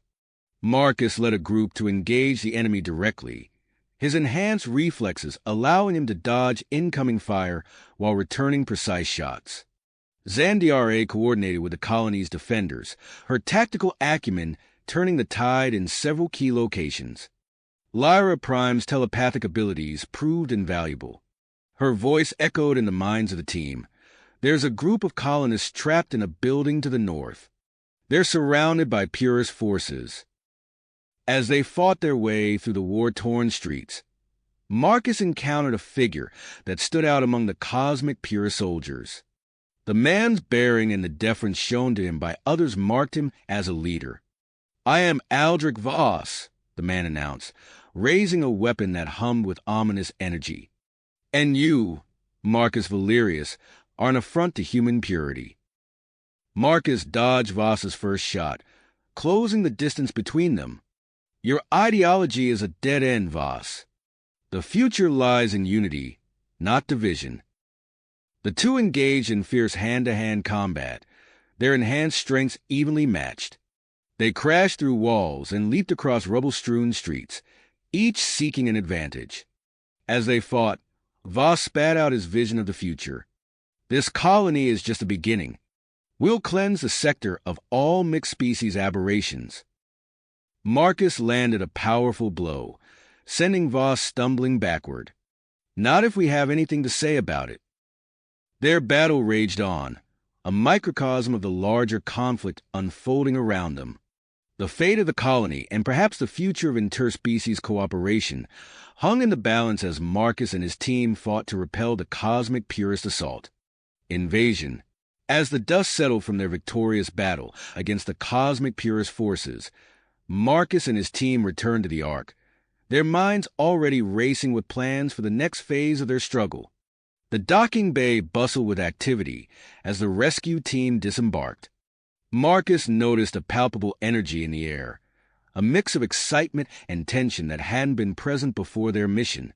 He caught Aria's eye and she nodded, sensing it too. "Marcus," Robert's voice crackled over the comm system. "You're needed in the command center immediately. We've received an urgent transmission from Earth." Exchanging a quick glance with Aria, Marcus strode purposefully through the corridors of the Ark. Crew members of various species moved aside, their expressions a mix of respect and curiosity. As he entered the command center, he found Robert and Zeldar huddled around a communications console. "What's the situation?" Marcus asked, joining them at the console. Robert's fingers danced across the controls, bringing up a holographic display. "We've received a message from a Dr. Samantha Coleman. She claims her team has developed a technology that could counteract the cosmic Purist genetic disruption fields." Marcus leaned in, studying the data scrolling across the screen. "If this is legitimate, it could be a game changer. Have you verified the source?" Zeldar nodded, his crystalline form shimmering under the harsh lights of the command center. "We've run multiple authentication protocols. The transmission is genuine, originating from a secret research facility on Earth." Without hesitation, Marcus made his decision. "Contact Dr. Coleman. Tell her we're arranging immediate transport for her and her team to the Ark." As preparations began for Dr. Coleman's arrival, Marcus turned his attention to the ongoing mission against the cosmic Purists. He gathered his core team in the newly established war room, a space filled with holographic displays and real-time data feeds from across the galaxy. "Zandare," Marcus addressed the Andorian tactical expert, "I want you to lead a strike force. Your mission is to gather intelligence on cosmic Purist strongholds in nearby systems. We need to know their numbers, defenses, and any hints about their next moves." Zandiare's antennae twitched with anticipation. Understood. I'll assemble a team and begin preparations immediately. Marcus turned to Lyra Prime, her otherworldly eyes meeting his. Lyra, I have a special assignment for you and your fellow Haven Prime hybrids. We need a specialized infiltration unit to access heavily guarded cosmic purist facilities. Your unique abilities make you ideal for this task. Lyra nodded solemnly. We won't let you down, Marcus. We'll slip past their defenses and extract any information we can find. As the meeting concluded and the teams dispersed to prepare for their missions, a sudden alert blared through the ARC systems. Marcus rushed to the nearest console, his heart racing.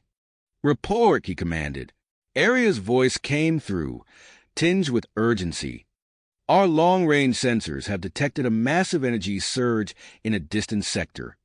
Initial analysis suggests it could be a test firing of the cosmic purist superweapon. Marcus's mind raced, processing the implications. Deploy all available ships to investigate the affected area. We need data on that weapon's capabilities and limitations. As the Ark hummed with renewed activity, Marcus felt the weight of responsibility pressing down on him. The arrival of DR, Coleman's team, the deployment of their reconnaissance missions, and now this potential weapon test, events were accelerating, pushing them closer to a confrontation that would determine the fate of interspecies cooperation in the galaxy. Hours later, Marcus stood in the docking bay once again, this time to greet Dr. Samantha Coleman and her team of human scientists. As the airlock cycled open, he saw a woman with sharp eyes and an air of confident drive step forward. Dr. Coleman, Marcus greeted her, extending his hand. Welcome to the Arkansas. The scientist shook his hand firmly. Thank you, Marcus. We've brought prototypes of our new technology. With your permission, we'd like to begin working with your science team immediately. Marcus nodded, gesturing for them to follow him. Of course. I've arranged for you to collaborate with our resident scientists, including Dr. Elena Reeves and Aria. Your lab space is ready and waiting. As they walked through the Ark's corridors, Marcus briefed Dr. Coleman on their current situation. The scientist listened intently, her mind already working on ways to adapt their technology to the challenges they faced. Upon reaching the lab, they found Aria and Dr. Reeves engrossed in holographic displays of genetic structures. Aria's eyes glowed faintly as she processed vast amounts of data at superhuman speeds. Dr. Coleman, Marcus introduced, meet Aria and Dr. Reeves. They'll be working closely with you to refine and adapt your technology for large-scale deployment. As the scientists began to exchange ideas, Marcus saw a spark of excitement in Aria's eyes. Her unique hybrid physiology allowed her to bridge the gap between human and alien technology, and he knew her insights would be invaluable in this collaboration. Leaving the scientists to their work, Marcus returned to the command center. Reports were beginning to filter in from the reconnaissance teams. Zandiare's strike force had uncovered a network of hidden cosmic purist supply depots, providing crucial information on their logistics and resource distribution. Meanwhile, Lyra Prime's infiltration unit had successfully penetrated a high-security cosmic purist research facility. The data they extracted on the superweapon's design and operational parameters would be essential in developing effective countermeasures. As Marcus coordinated with Robert and Zeldar to analyze the incoming intelligence, a priority alert caught his attention. The ships investigating the energy surge had returned, and their findings were alarming. The affected area shows signs of widespread genetic degradation across multiple species, Robert reported, his voice grim. It confirms our worst fears about the cosmic purist superweapon's capabilities. Marcus's lips pursed. The stakes had just risen exponentially. He knew they needed to act fast, to strike before the cosmic purists could fully deploy their devastating weapon. Call an emergency meeting of the Ark's Council, Marcus ordered. It's time to present our findings and propose a plan of action. As he prepared for the meeting that could determine the course of their struggle against the cosmic purists, Marcus felt a mix of tenacity and apprehension. The coming days would test them all, pushing the limits of their newfound unity and commitment. But as he looked around at the diverse crew of the Ark, each member contributing their unique strengths and perspectives, he knew they had a fighting chance. The battle for the future of interspecies cooperation was about to enter its most critical phase, and Marcus was determined to lead them through it, regardless of the cost. Challenges ahead. As Marcus pondered their next move, an urgent message from Zandiare's reconnaissance team flashed across the command center's main screen. Marcus, we've discovered a hidden cosmic purist outpost on a nearby moon. Zandiare's voice crackled through the comm. It appears to be a forward operating base for their superweapon. Marcus leaned forward, studying the tactical display. This changes everything. We need to adjust our battle plans immediately. He turned to Robert and Zeldar. Prepare the fleet for immediate launch. We'll split our forces. One group to hit the main command center, another to neutralize this new threat. As the Ark buzzed with activity, Marcus and Arya made their way to the flagship. Crew members of various species worked in harmony, readying ships and checking weapon systems. The genetic stabilization devices, products of Dr. Coleman's breakthrough research, were integrated into each vessel's defense grid. Are you ready for this? Marcus asked Arya as they stepped onto the bridge. She nodded, her eyes glowing faintly as she interfaced with the ship's systems. More than ready. Let's end this threat once and for all. The fleet launched, a dazzling array of ships representing the unity of multiple species. As they approached cosmic purist-controlled space, Marcus gave the order to activate the stabilization fields. A shimmering barrier enveloped each ship, a testament to the power of their combined technologies. Zandiare, take your group and neutralize that outpost, Marcus commanded. We'll engage the main force at the Asteroid Belt Command Center. As Zandiare's ships peeled away, Marcus's group pressed forward. The vastness of space gave way to a cluttered field of asteroids and cosmic purist defenses. Suddenly, a swarm of enemy fighters emerged from hidden hangars. Evasive maneuvers, Marcus called out, his hands dancing across the controls. The flagship rolled and weaved through the asteroid field, narrowly avoiding energy beams that sliced through their stabilization field. Arya's voice cut through the chaos. Marcus, these fighters are equipped with new weapons. They're penetrating our defenses. Marcus gritted his teeth, pushing the ship to its limits. All ships, concentrate fire on those fighters. We need to punch through their lines. On the nearby moon, Zandiare's team had landed and begun their assault on the outpost. Lyra Prime's voice echoed in their minds, coordinating their movements with uncanny precision. 2 guards around the next corner, her thoughts whispered. 3 more approaching from the east corridor. Zandiare signaled her team, and they moved as one. Energy weapons flashed, and the cosmic purist defenders fell before they could raise the alarm. As they fought their way deeper into the facility, Zandiare's sharp eyes caught sight of something unexpected. This is no mere forward base, she muttered, examining a set of complex schematics. They're housing a prototype of the superweapon here. Back in space, Marcus's fleet had finally broken through the outer defenses of the asteroid belt. The command center loomed before them, its shield generators presenting a formidable obstacle. Target those generators, Marcus ordered. We need to bring down their shields. As the battle raged, Arya suddenly stiffened, her eyes widening. Marcus, I'm detecting a massive energy buildup within the asteroid belt. They're preparing to fire the superweapon. Marcus's mind raced.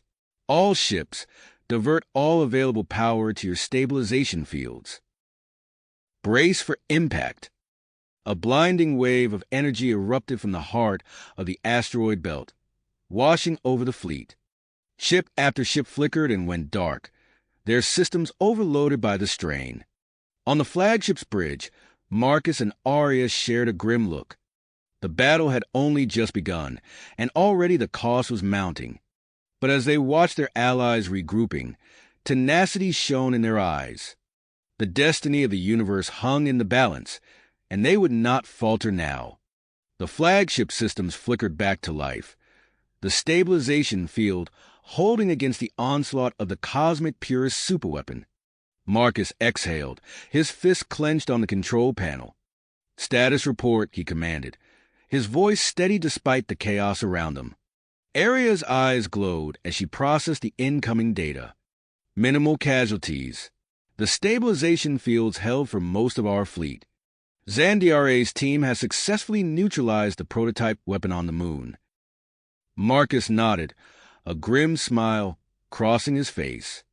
"Then it's time to end this. All ships, concentrate fire on the command center. Let's finish what we started."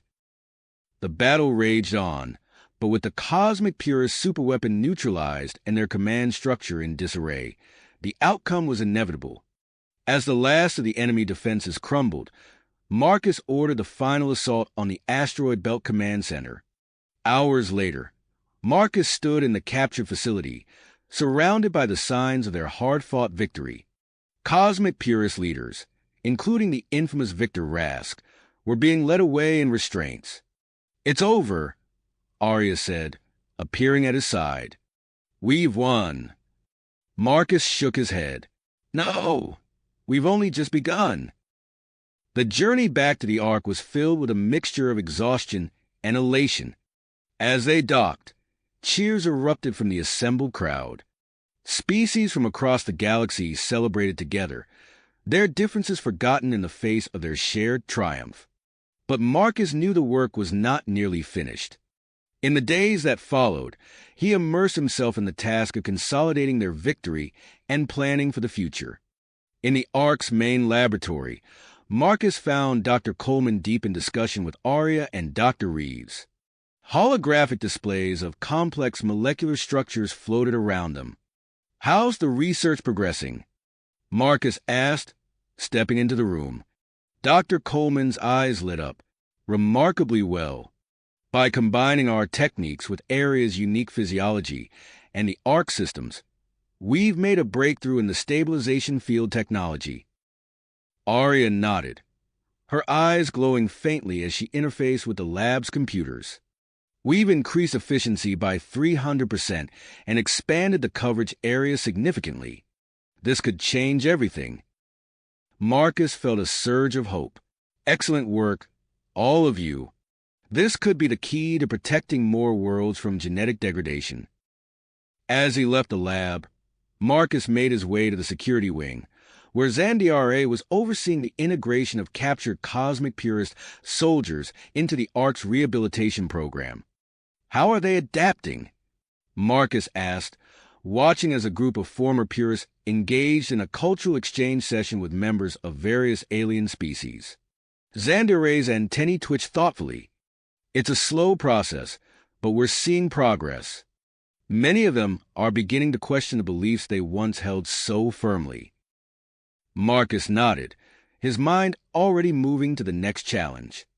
"Good. We need to show them that cooperation is the way forward." In the following weeks, Marcus found himself consumed with a new project, the construction of a dedicated medical and research facility on the terraformed planet near the Ark. He stood in the command center, reviewing the plans with Lyra Prime and her team. "This facility will be more than just a hospital or a lab," Marcus explained, gesturing to the holographic model. "It will be a symbol of what we can achieve together." Lyra Prime's otherworldly eyes sparkled with enthusiasm. "We won't let you down, Marcus.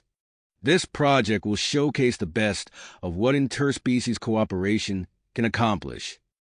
As the facility began to take shape, Marcus received word that the United Earth government had expressed interest in joining the Ark's coalition. It was an opportunity they couldn't afford to miss.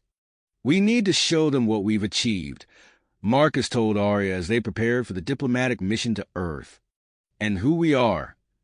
Arya took his hand, her touch sending a familiar warmth through him. Together, we'll show them the future we're building. The diplomatic team assembled in the Ark's hangar bay, a diverse group representing the best of their coalition. As Marcus looked at the assembled faces, human, alien, and hybrid, he felt a sense of pride and purpose. "Let's go make history," he said, leading them towards the waiting ship. As they broke through Earth's atmosphere, Marcus couldn't help but feel a mix of anticipation and nervousness. The future of their coalition, and perhaps the galaxy itself, could hinge on the success of this mission. The ship touched down in a specially prepared landing zone outside the United Earth Government's headquarters. As the ramp lowered, Marcus and Arya stepped out hand in hand, ready to face whatever challenges lay ahead in their quest for a united, interspecies future.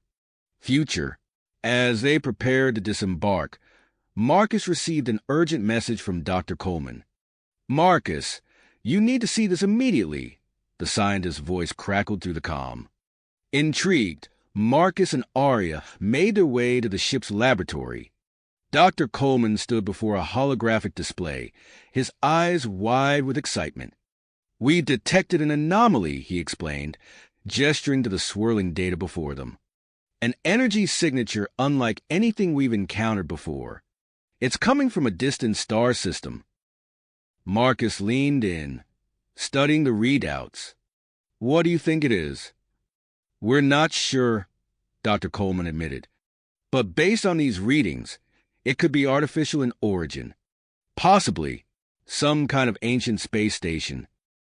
Arya's eyes glowed as she interfaced with the ship's systems. "The energy output is immense. Whatever it is, it's been there for a very long time." Marcus's mind raced with possibilities. This could be exactly what we need to solidify our coalition. Prep our most advanced scout ship. We're going to investigate. Within hours, an expedition team was assembled aboard the Ark's sleek scout vessel. Marcus and Arya led the group, which included Dr. Coleman, Zeldar, and specialists from various species. As they launched into the vast expanse of space, anticipation filled the air. The journey to the distant star system was long, but uneventful. As they approached their destination, the ship's sensors came alive with activity. "There," Zeldar said, pointing to the main view screen, orbiting that red dwarf. The team gasped collectively as the massive structure came into view. It was unlike anything they had ever seen, a sprawling, geometric marvel that dwarfed their ship. As they drew closer, the station's automated systems activated. A beam of light swept over their vessel, scanning its occupants. "We're being scanned," Arya reported, her fingers dancing across the control panel. Suddenly, a section of the station began to move, revealing an opening. A docking bridge extended towards their ship, beckoning them forward. "It's inviting us in," Dr. Coleman said, his voice filled with awe. Marcus nodded, a mix of excitement and caution in his eyes. "Take us in nice and easy." The scout ship glided smoothly into the station's docking bay. As the team disembarked, they found themselves in a vast, cavernous space filled with technology beyond their comprehension. "This place is incredible," Zeldar whispered, his antennae twitching with sensory input. They made their way deeper into the station, marveling at the intricate designs and pulsing energy conduits that lined the walls. After what felt like hours of exploration, they stumbled upon a central control room. At its heart stood a holographic interface, dormant but humming with potential. Arya approached it cautiously, her hybrid physiology allowing her to sense the underlying systems. "I think I can interface with it," she said, reaching out her hand. As her fingers made contact with the holographic controls, the room came to life. A burst of light erupted from the center of the interface, coalescing into a humanoid figure. "Greetings, explorers," the figure said, its voice echoing through the chamber. "Welcome to the Nexus." The hologram explained that the Nexus was part of a vast network of similar stations scattered throughout the galaxy. Its purpose was to guide the evolution and cooperation of diverse species, preserving knowledge and facilitating connections across the cosmos. As the message concluded, Dr. Coleman turned to Marcus, his eyes wide. The amount of information stored here, it could revolutionize everything we know about the universe. Marcus nodded, his mind already racing with possibilities. Begin cataloging and downloading as much as you can. We need to make the most of this opportunity. As the team worked, Arya made another startling discovery. Marcus, come look at this, she called from across the room. She stood before a sealed chamber, its surface covered in intricate markings. As Marcus approached, he saw what had caught her attention, row upon row of stasis pods, each containing a sleeping figure. "They're alive," Arya said, her voice barely above a whisper. "Beings from species I've never seen before." Marcus studied the control panel next to the pods, his heart racing. After a moment of contemplation, he made a decision. "We're going to wake one of them," he announced. "Select a pod, Arya. Let's make first contact." Arya carefully chose a pod containing a female figure with ethereal features. As the stasis field deactivated, the being's eyes fluttered open, glowing with an inner light. "Welcome to the present," Marcus said, extending his hand. "I'm Marcus, and this is Arya. We're representatives of a coalition of species working towards galactic cooperation." The being sat up slowly, her movements graceful and fluid. When she spoke, her words seemed to form directly in their minds. "I am Alara of the Etherii," she communicated. "We have slumbered long, waiting for this moment. The time has come for true interspecies unity." As Alara began to share her people's vast knowledge, an urgent transmission from the Ark cut through the air. Marcus listened intently, his expression growing grim. "We need to return immediately," he announced to the team. "There's been an attack on Earth. Cosmic Pure sympathizers have struck alien embassies and cooperation centers." The team quickly gathered their findings and prepared for departure. Marcus established a secure link with the Nexus and assigned Zeldar to lead a small team that would remain behind to continue studying the station.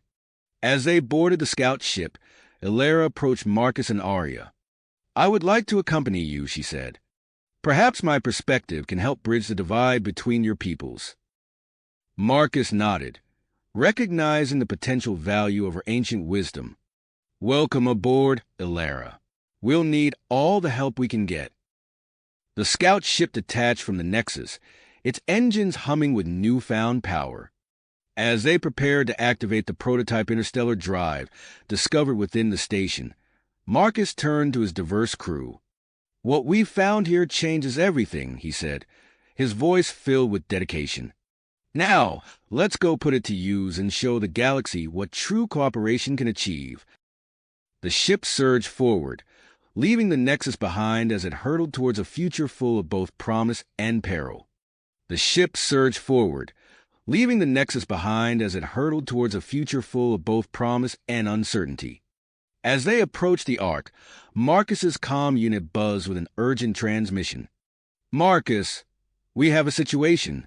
Zandiare's voice crackled through the speaker, her tone permeated with concern. Marcus exchanged a worried glance with Arya before responding. "What's happening, Zandiare?" "A group of Cosmic Pure sympathizers has infiltrated the Ark," Zandiare reported.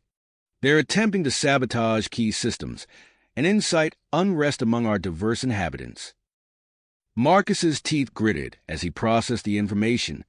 He turned to address the team gathered in the ship's command center. "Change of plans.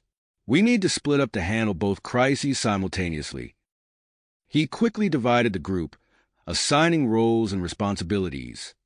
"Dr. Coleman, you will come with me to Earth. We need to address the rising xenophobia and showcase the benefits of our coalition. Arya, I need you to stay on the Ark with Alara and Lyra Prime. Coordinate with Zandiare to neutralize this internal threat." As they docked with the Ark, The two teams prepared to part ways. Marcus pulled Arya aside, his eyes meeting hers with intensity. "Be careful. We don't know how deep this infiltration goes." Arya nodded, her hybrid physiology allowing her to interface with the Ark systems even as they spoke. "I'll keep you updated. Good luck on Earth." The teams separated, each racing to confront their respective challenges. Marcus led his group to a waiting shuttle bound for Earth, while Arya and her team hurried into the heart of the Ark. Upon entering Earth's atmosphere, Marcus and his delegation were met with a hostile reception. A crowd of anti-alien protesters had gathered outside the spaceport, their angry chants audible even through the shuttle's hull. "Humans only! Earth for Earthlings!" The slogans echoed as Marcus and his team were swiftly escorted to a secure facility by Earth security forces. Inside the facility, Marcus wasted no time. He gathered his team around a holographic display of the city. "We need to change hearts and minds quickly. Dr. Coleman, prepare our medical demonstrations. We'll showcase the advanced treatments we've developed using the knowledge from the Nexus." As Marcus coordinated their efforts on Earth, Arya was deep in the Ark's control center, working with Xandra to track down the cosmic purist infiltrators. Holographic displays flickered around them, showing real-time data from the Ark's advanced sensors. "I've implemented a station-wide security protocol," Arya reported, her fingers dancing across the control panels. "We should be able to detect any unauthorized access to critical systems." Illyra, the newly awakened Etherii, stood nearby, her ethereal presence a stark contrast to the high-tech surroundings. "I can sense minds filled with fear and hatred," she communicated telepathically. "They are scattered throughout the Ark, but well hidden." Xandra's antennae twitched with agitation. "We need to flush them out before they can cause real damage." As they worked to locate the infiltrators, Lyra Prime burst into the control center, her otherworldly eyes wide with alarm. "We've detected unusual activity in the environmental control center," she reported breathlessly. "I think they're trying to sabotage the life support systems." Without hesitation, Arya made a decision. "Lyra, take a team and secure the environmental controls. Illyra and I will continue coordinating from here." Lyra Prime nodded sharply and raced out of the room, assembling a security team as she went. Back on Earth, Marcus stood before a crowd of skeptical reporters and government officials. Behind him, a row of critically ill humans lay on advanced medical beds, surrounded by a mix of human and alien medical staff. "What you're about to witness is the power of interspecies cooperation," Marcus announced, his voice firm and confident. "These patients suffer from conditions previously thought incurable. Today, we'll demonstrate how our combined knowledge and technology can change that." As the demonstration began, the medical team worked in perfect harmony, their diverse anatomies and skills complementing each other flawlessly. Holographic displays showed the patient's vital signs improving in real time, eliciting gasps of amazement from the audience. One by one, the patients sat up, color returning to their cheeks and vitality to their movements. The crowd erupted in a mix of applause and astonished murmurs. Marcus stepped forward again, seizing the moment. "This is just the beginning of what we can achieve together. Imagine a future where no disease is incurable, where our combined knowledge solves our greatest challenges." As he spoke, news of the miraculous recovery spread rapidly across global networks, capturing the attention of millions. Meanwhile, on the Ark, Lyra Prime and her team had reached the Environmental Control Center. They found the room in chaos, with several cosmic purist sympathizers attempting to override the life support systems. "Stop them," Lyra shouted, leading the charge into the room.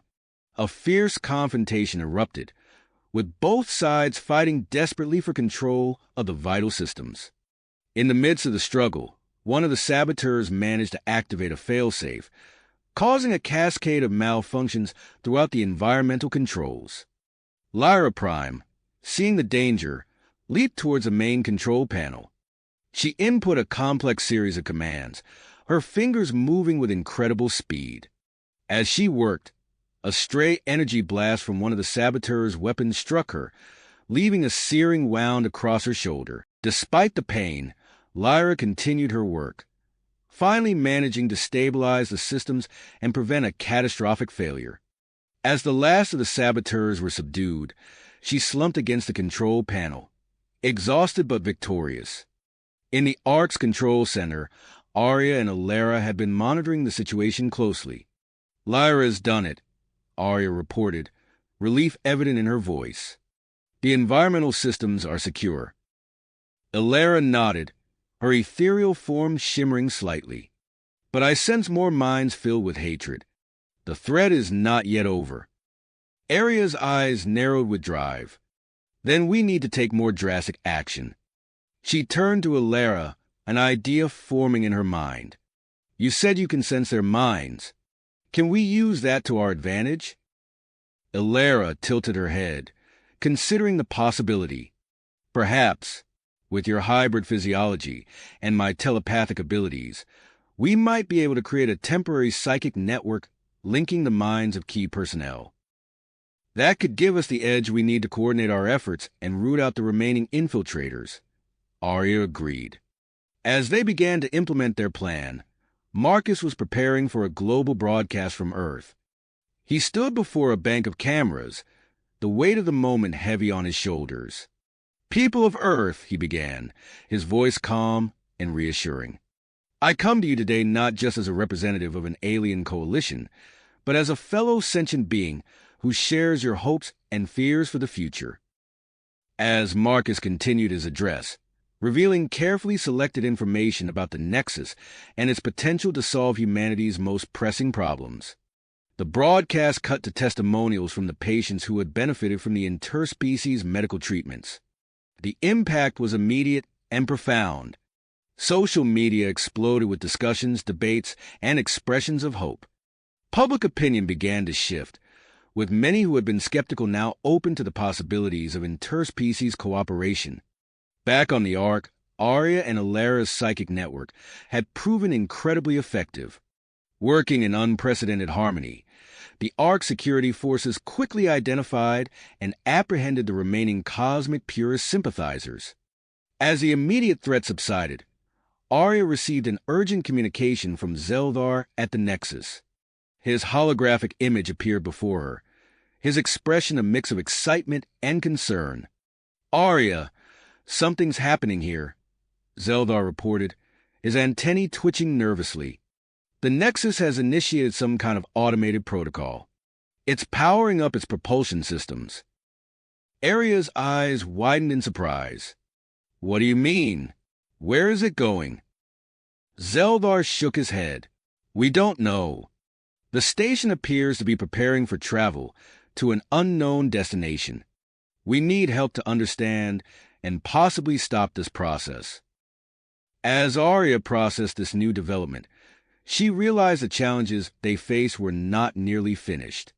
The success on Earth, the thwarted sabotage on the Ark, and now this new mystery at the Nexus all pointed to a future filled with both incredible opportunities and daunting obstacles. She opened a channel to Marcus, knowing that their next steps would require careful planning and the full resources of their growing coalition. As she waited for the connection, Arya's mind raced with the possibilities and dangers that lay ahead, recognizing that their journey into the unknown was only just beginning. As Arya waited for the connection to Marcus to establish, the control room's main display flickered to life, revealing Marcus's face. His expression was a mix of relief and urgency. "Arya, I'm glad you're safe. We've got a new situation developing," Marcus said, his voice tight with tension. Arya nodded, her hybrid physiology allowing her to process multiple streams of information simultaneously. "The Nexus is activating its propulsion systems. We need to investigate immediately." "Agreed," Marcus replied. "I'm wrapping up things here on Earth. We'll rendezvous at the Ark and prepare for an expedition to the Nexus." As they discussed their plans, An alert chimed on Aria's console. She glanced at the incoming message, her eyes widening in surprise. Marcus, we have an unexpected arrival. Dr. Elena Reeves has just docked at the Ark. Marcus's eyebrows shot up. Dr. Reeves? The xenobiologist? What's she doing here? Before Aria could respond, the control room door slid open, revealing Dr. Reeves. The human scientist strode in, her eyes bright with excitement. I apologize for the unannounced visit, Dr. Reeves said, her voice brimming with almost unchecked enthusiasm. But I have news that couldn't wait. Aria turned to face the newcomer, intrigued. What kind of news, Doctor? Dr. Reeves took a deep breath, her hands clasped tightly in front of her. I've developed a genetic therapy that could revolutionize human-alien compatibility. It has the potential to address the unique challenges faced by hybrid children. The implications of this announcement hung in the air for a moment. Aria and Marcus exchanged a meaningful look through the video feed. Marcus spoke first, his voice measured but unable to hide a note of excitement. Dr. Reeves, your timing is impeccable. We're facing a critical situation with the Nexus, but the potential of your research cannot be ignored. Aria, can you set up a temporary lab for Dr. Reeves on the Ark? Aria nodded, already interfacing with the Ark systems to allocate the necessary resources. Consider it done. Dr. Reeves, we'll get you set up immediately. As Dr. Reeves was escorted to her new lab, Marcus and Aria quickly finalized their plans. Within hours, Marcus had returned to the Ark, and an expedition team was assembled. The group, consisting of Marcus, Aria, Illyra, Lyra Prime, and a select group of specialists, boarded a ship equipped with modified propulsion systems based on the Nexus technology. The journey to the Nexus was tense, filled with speculation about what they might find. As they approached the ancient station, gasps of awe filled the ship's bridge. The Nexus had transformed, its exterior now adorned with new structures and pulsing with strange energy patterns. By the stars, Lyra Prime whispered, her otherworldly eyes wide with wonder. As they attempted to dock, they encountered their first obstacle. The Nexus's defense systems had activated, preventing access to the central control room. Illyra stepped forward, her ethereal form shimmering slightly. I sense echoes, memories from my ancestors. There are hidden access points we can use to bypass the defenses. Marcus nodded, his expression determined. Then we split up. Illyra, guide us to these access points. We'll tackle them simultaneously. The team divided into smaller groups, each heading for a different access point. Marcus and Aria found themselves navigating a series of corridors that seemed to shift and change as they moved through them. Aria's hand brushed against the wall, and she jerked back as a holographic guardian materialized before them. The figure, composed of shimmering light, raised a weapon. Marcus reacted instinctively, his hybrid reflexes allowing him to dodge the guardian's first attack. Aria, interfacing with the surrounding systems, managed to disrupt the hologram's stability. As they pressed forward, they encountered more automated security measures. Their hybrid abilities proved crucial in overcoming these obstacles, with Marcus's enhanced strength and Aria's technological interface working in perfect synchronization. Meanwhile, Lyra Prime and Illyra had taken a different approach. In a quiet corner of the Nexus, they sat cross-legged, their minds reaching out to establish a telepathic link with the station's AI. We come in peace, Illyra projected, her thoughts resonating through the station's systems. We seek to understand and to help. Lyra Prime added her own mental voice to the effort, her unique perspective as a non-human, non-ethereal entity, providing a crucial balance to their communication. Their efforts yielded partial success. The more dangerous defense systems began to power down, allowing the other teams to progress deeper into the Nexus. As Marcus and Aria pushed through another set of doors, they found themselves in a vast chamber filled with advanced machinery. Holographic displays flickered to life around them, showing detailed plans for planetary transformation. Terraforming technology, Arya breathed, her eyes scanning the data, on a scale we've never seen before. Before they could fully process this discovery, an alert sounded from their communicators. It was Alara's voice, tinged with urgency. Marcus, Arya, we've uncovered something. The Nexus, it's responding to a threat. A massive swarm of entities approaching from the outer reaches of the galaxy. They consume everything in their path. The weight of this revelation settled over them as they finally reached the central control room. The displays came to life, showing the approaching threat and the network of Nexus stations activating across the galaxy. Marcus's face hardened with commitment. We need to integrate the Ark into this network. It's our best chance to face this threat. As they worked to establish the connection, Lyra Prime's voice came over the comm system, excitement evident in her tone. Marcus, Arya, I found something in the Nexus's genetic database.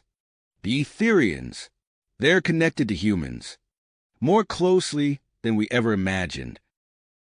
Before they could fully process this information, another communication came through, this time from the Ark. It was Dr. Reeves, her voice trembling with a mix of excitement and concern. The genetic therapy trials. They've yielded unexpected results. We're seeing enhanced abilities in some of the human subjects. Abilities we can't fully explain yet. Marcus and Arya exchanged a look, the implications of all these discoveries swirling between them.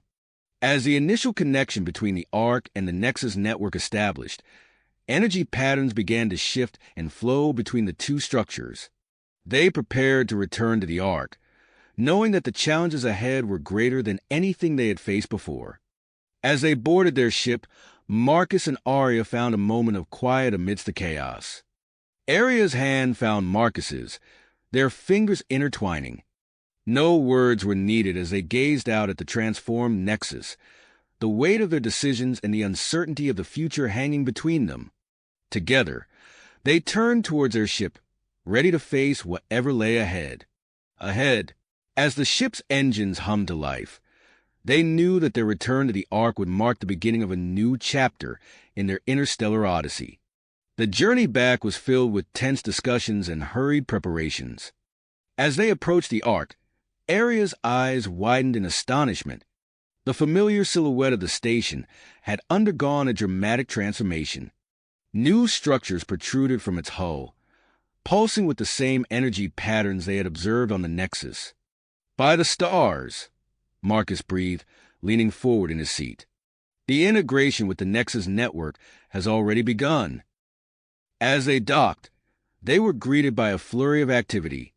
Crew members rushed about, some marveling at the changes, others working feverishly to understand and adapt to the new systems sprouting throughout the station. Marcus wasted no time. We need to convene an emergency meeting with the Coalition leadership, he said, striding purposefully towards the central command hub. Arya, can you gather everyone? Arya nodded, her fingers dancing across a nearby console as she sent out the urgent summons. Within minutes, the Coalition's leaders had assembled, their faces a mix of awe and concern as Marcus briefed them on the impending galactic threat and the Ark's integration with the Nexus network. We stand at a crossroads, Marcus declared, his voice steady despite the gravity of the situation. Our survival depends on our ability to unite and utilize these new resources effectively. The leaders exchanged glances, the weight of the moment palpable in the air. After a brief but intense discussion, they reached a consensus. Resources would be pooled, knowledge shared, and a unified defense strategy formed. As the meeting concluded, Arya received an alert from Dr. Elena Reeves. The xenobiologist had completed her analysis of the genetic therapy trials and requested an immediate audience. Arya quickly assembled a team of experts and made her way to the newly established laboratory. Dr. Reeves stood before a holographic display, her eyes bright with excitement as she presented her findings. "The results are nothing short of extraordinary," she explained, gesturing to the data floating before them. "Human subjects have developed enhanced physical abilities, increased strength, faster reflexes, heightened sensory perception. But that's not all." She paused, allowing the tension to build before continuing. "Some individuals are exhibiting nascent telepathic capabilities, similar to those we've observed in certain alien species." The implications of this revelation sent a ripple of murmurs through the assembled team. Aria's mind raced, considering the potential impact on the Coalition's delicate balance. Marcus, having joined them after concluding the leadership meeting, stepped forward. "We need to monitor the situation closely," he said, his brow furrowed in thought. "Lyra Prime, I want you to lead a special task force to study and oversee these enhanced individuals. Your experience as a hybrid and your familiarity with telepathic abilities make you uniquely qualified for this role." Lyra Prime nodded solemnly, accepting the responsibility. As the group dispersed to their various tasks, Aria found herself working alongside Alara, delving deeper into the Nexus's advanced terraforming technology. They pored over the data, their minds working in tandem to unlock its secrets. "Look at this," Aria said, pointing to a complex series of equations. "If we apply these principles to a nearby uninhabited planet, we could accelerate its transformation into a habitable world." Alara's ethereal form shimmered with excitement. "A refuge or a forward base," she mused. "The strategic advantages would be significant." As they set their plans in motion, the Ark hummed with unprecedented activity. Research teams, bolstered by the influx of Nexus data, made rapid advancements in propulsion systems, weapons technology, and defensive measures. The air crackled with a sense of purpose and urgency. Marcus, overseeing the construction of a network of early warning beacons throughout Coalition space, found himself approached by a group of genetically enhanced humans. Their leader, a former Earth military officer named Commander Jack Hawthorne, stood at attention before him. "Sir," Hawthorne began, his posture rigid, "we'd like to volunteer our services. With our enhanced abilities, we believe we could form an elite unit specially trained to combat the incoming threat." Marcus studied the group, noting their determined expressions and the subtle signs of their newfound capabilities. After a moment's consideration, he nodded. "Very well, Commander. I'm approving the creation of your unit, but it will be under strict oversight. We can't afford any missteps." As these preparations unfolded, Aria worked closely with Dr. Reeves to develop a modified version of the genetic therapy. Their goal was to create a treatment that could be safely applied to willing members of various alien species, potentially awakening latent abilities and further strengthening the Coalition's unity. The Coalition continued to expand as news of the impending threat spread. Previously isolationist alien civilizations, recognizing the need for unity in the face of extinction, petitioned to join the alliance. Marcus and Aria found themselves working tirelessly to integrate these new members, balancing their unique needs and contributions with the Coalition's existing structure. As the Ark's capabilities grew, Marcus initiated a bold plan to establish a network of smaller, mobile Ark-like stations throughout Coalition space. These outposts, equipped with Nexus-derived technology, would serve as defensive strongholds and rapid response centers in the coming conflict. The feverish preparations were suddenly interrupted by a piercing alarm. Marcus and Aria rushed to the command deck, their hearts pounding. The early warning beacons had activated, signaling the detection of the first wave of planet-consuming entities entering the outer reaches of Coalition space. They stood side by side, watching as the combined fleets of the Coalition mobilized for their first major engagement. The massive view screen before them displayed a sea of ships, a testament to the unity they had forged in the face of this existential threat. Aria's hand found Marcus's, their fingers intertwining. No words were needed as they gazed out at the assembling armada. The future of their interspecies alliance and the entire galaxy hung in the balance of the coming battle. As the fleets moved into position, Marcus's voice rang out across the communication channels, steady and resolute. All units, prepare for engagement. May fortune favor the bold. Brave. His words resonated through the coalition's ships, steeling their tenacity for the impending battle. As the first shots were fired against the encroaching entities, Marcus and Aria's attention was suddenly diverted by an urgent transmission from Earth.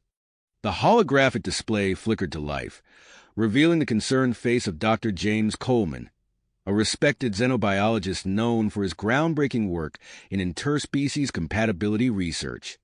Marcus, Aria, I apologize for the interruption, but we have a situation here on Earth that requires your immediate attention, Dr. Coleman said, his voice tight with worry. Aria leaned forward, her brow furrowed. What's happening, James? Dr. Coleman ran a hand through his graying hair. It's the hybrid children, particularly those with disabilities.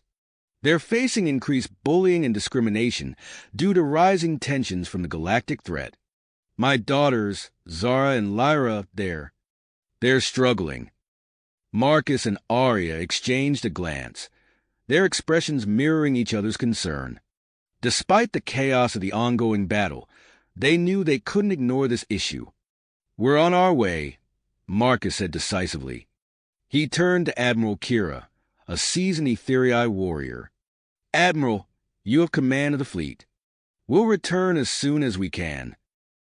Within moments, Marcus and Aria boarded a small, advanced ship equipped with the latest Nexus-derived technology.